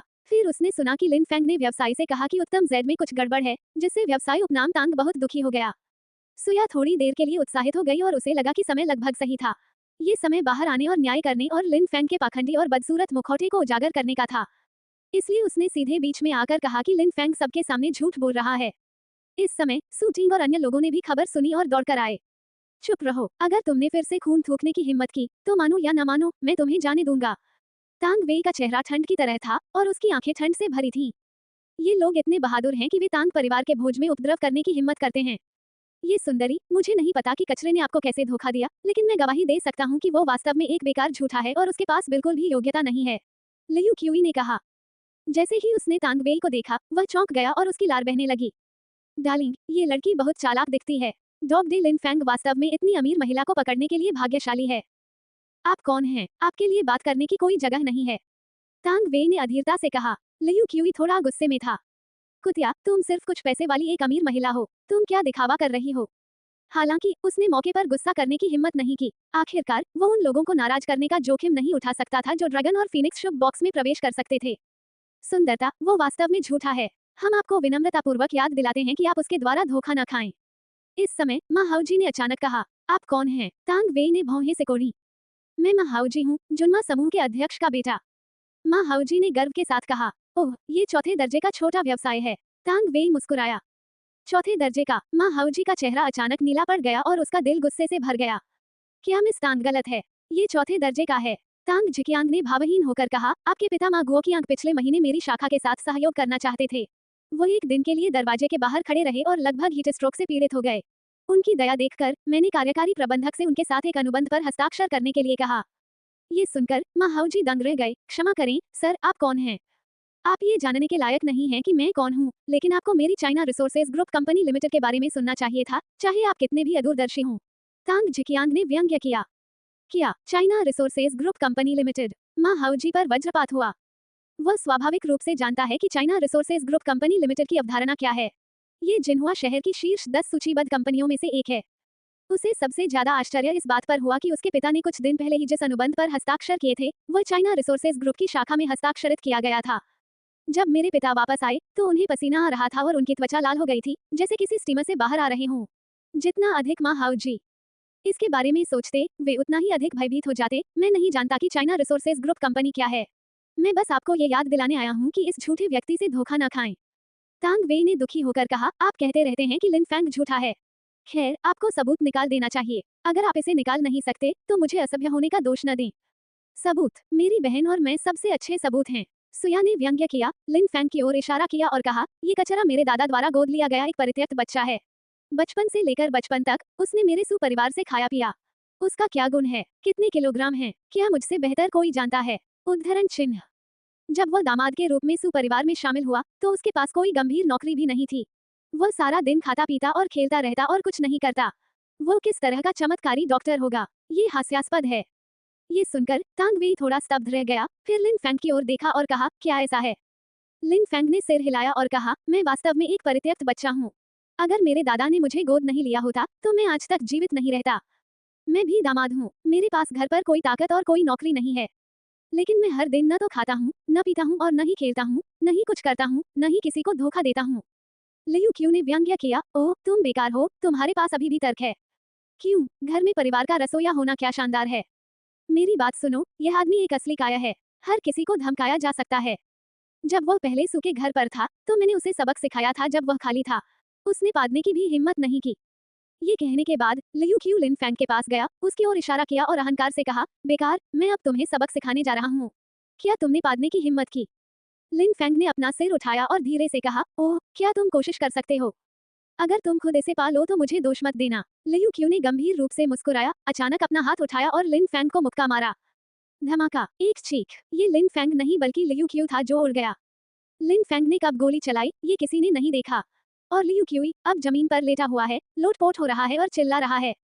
तांग वेई को एक सिहरन से झटका लगा। ये लिन फैंग ने बनाया है? अच्छा कौशल, मुझे डर है कि यह घर के उन अंगरक्षकों जितना ही अच्छा है। तुमने मेरे प्रेमी को मारने की हिम्मत कैसे की? मैंने तुमसे लड़ाई की। सू टींग खुले दांतों और पंजों के साथ लिन फैंग की ओर दौड़ी। धमाका, पास आने से पहले लिन फैंग ने सीधे सू टींग के पेट पर लात मारी। आह, सू टींग नीचे बैठ गई, लियू क्यूई के साथ झींगा की तरह गिर गई और बुरी तरह से जमीन पर चिल्लाई। हर कोई दंग रह गया। ये प्रतीत होता है कि सौम्य स्वभाव वाला छोटा चमत्कारी डॉक्टर इतना क्रूर है। उन्हें कहाँ पता है कि लिन फैंग को इन वर्षों में सू के परिवार में अपमान सहना पड़ा है। मुझे नहीं पता कि इन भावनाओं को कब तक दबाया गया है। यह उल्लेख करने की आवश्यकता नहीं है कि लियू क्यूई हमेशा खुद को अलग अलग तरीकों से धमकाता है, यहाँ तक कि उसकी भाभी भी अक्सर उसे पीटती और डांटती है। उसने इसे लंबे समय तक सहन किया है और अब इसे सहन नहीं करना चाहता है। अपनी बहन और बहनोई को लिन फैंग द्वारा गिरा हुआ देखकर सुया को लगभग लगा कि वह सपना देख रही है। ये पूर्व पति, जो हमेशा घर में हारे हुए रहे हैं, ने आज दुनिया को उल्टा कर दिया। लिन फैंग, तुम उल्टे हो, तुम बस उल्टे हो। सुया ने लिन फैंग को थप्पड़ मारा, लेकिन उसका हाथ अभी भी हवा में था, लेकिन वह आगे नहीं बढ़ सकती थी। वो लिन फैंग द्वारा पकड़ी गई थी। सुया, क्या तुम सच में सोचती हो कि मैं तुम्हें मारने की हिम्मत नहीं कर सकती? जंगल की हवा फुसफुसाए। लिन फैंग की ठंडी आंखों से सुया डर गई, लेकिन उसे जल्द ही कुछ याद आया और उसने जोर से कहा, ठीक है, तुम लड़ो, तुम जंगली बीज। अगर तुम्हारे दादा ने तुम्हें गोद नहीं लिया होता तो तुम किस कूड़े के ढेर में मर जाते। मुझे मार दो, मुझे मार दो, दादाजी तुमसे सारी जिंदगी नफरत करेंगे। लिन फैंग का चेहरा बदल गया। सू परिवार, वह सभी की परवाह कर सकता है, लेकिन वह दादाजी की भावनाओं को अनदेखा नहीं कर सकता। आखिर ये वह आदमी था जिसने उसे दूसरा जीवन दिया था। पॉप। सुया ने अचानक अपना हाथ पीछे खींच लिया और लिन फैंग के चेहरे पर थप्पड़ मारा। सुया, तुम। लिन फैंग गुस्से में था। पॉप, चेहरे पर एक और थप्पड़। सुया ने व्यंग्य किया, वैसे बस खड़े हो जाओ और पिट जाओ। ये तुम्हारी हारे हुए व्यक्ति की छवि के अनुरूप है। लिन फैंग, असहमत मत हो। तुम्हारे जैसे लोग सस्ते पैदा होते हैं और केवल दूसरों द्वारा रौंदे जाने के लायक होते हैं। लिन गुस्से से कांप रहा था। उसे खुद से नफरत हो रही थी। वो सू परिवार में क्यों पैदा हुआ? वो शुरू में बाहर क्यों नहीं मर गया? इस तरह हम बिना किसी कारण के इतने अपमान नहीं सहेंगे। वो सू परिवार या यहाँ तक कि बूढ़ी सू का भी एहसान नहीं उठाना चाहता। हालांकि भाग्य उसके खिलाफ लग रहा था, उसे सू परिवार के दत्तक पुत्र और घर घर के दामाद के कलंक के लेबल से जोड़ दिया। तांग वेई यह नहीं देख सका। उसने भौहें सिकोड़ते हुए कहा, लिन फैंग, वापस लड़ो। लिन फैंग का दिल कड़वा है। बेशक वो वापस लड़ना चाहता है। बेशक वह इतने सारे लोगों के सामने सुया द्वारा अपमानित नहीं होना चाहता था। हालांकि सुया आखिरकार उसके दादा की पोती है और उसके बूढ़े आदमी की शादी की वस्तु है। अगर वह सुया पर हाथ उठाता है तो वह उस समय दादाजी को कैसे समझा सकता है? हाँ, देखा, पुसी बी है। मैं तुम्हें एक और राज बताता हूँ। क्या तुम जानते हो कि मैंने उसे तलाक क्यों दिया? सुया ने फिर लिन फैंग की ओर इशारा किया और व्यंग्यात्मक लहजे में कहा, क्योंकि यह जानवर मेरी बहन, उसकी भाभी जितना अच्छा नहीं है। जब ये कहा गया तो हंगामा मच गया।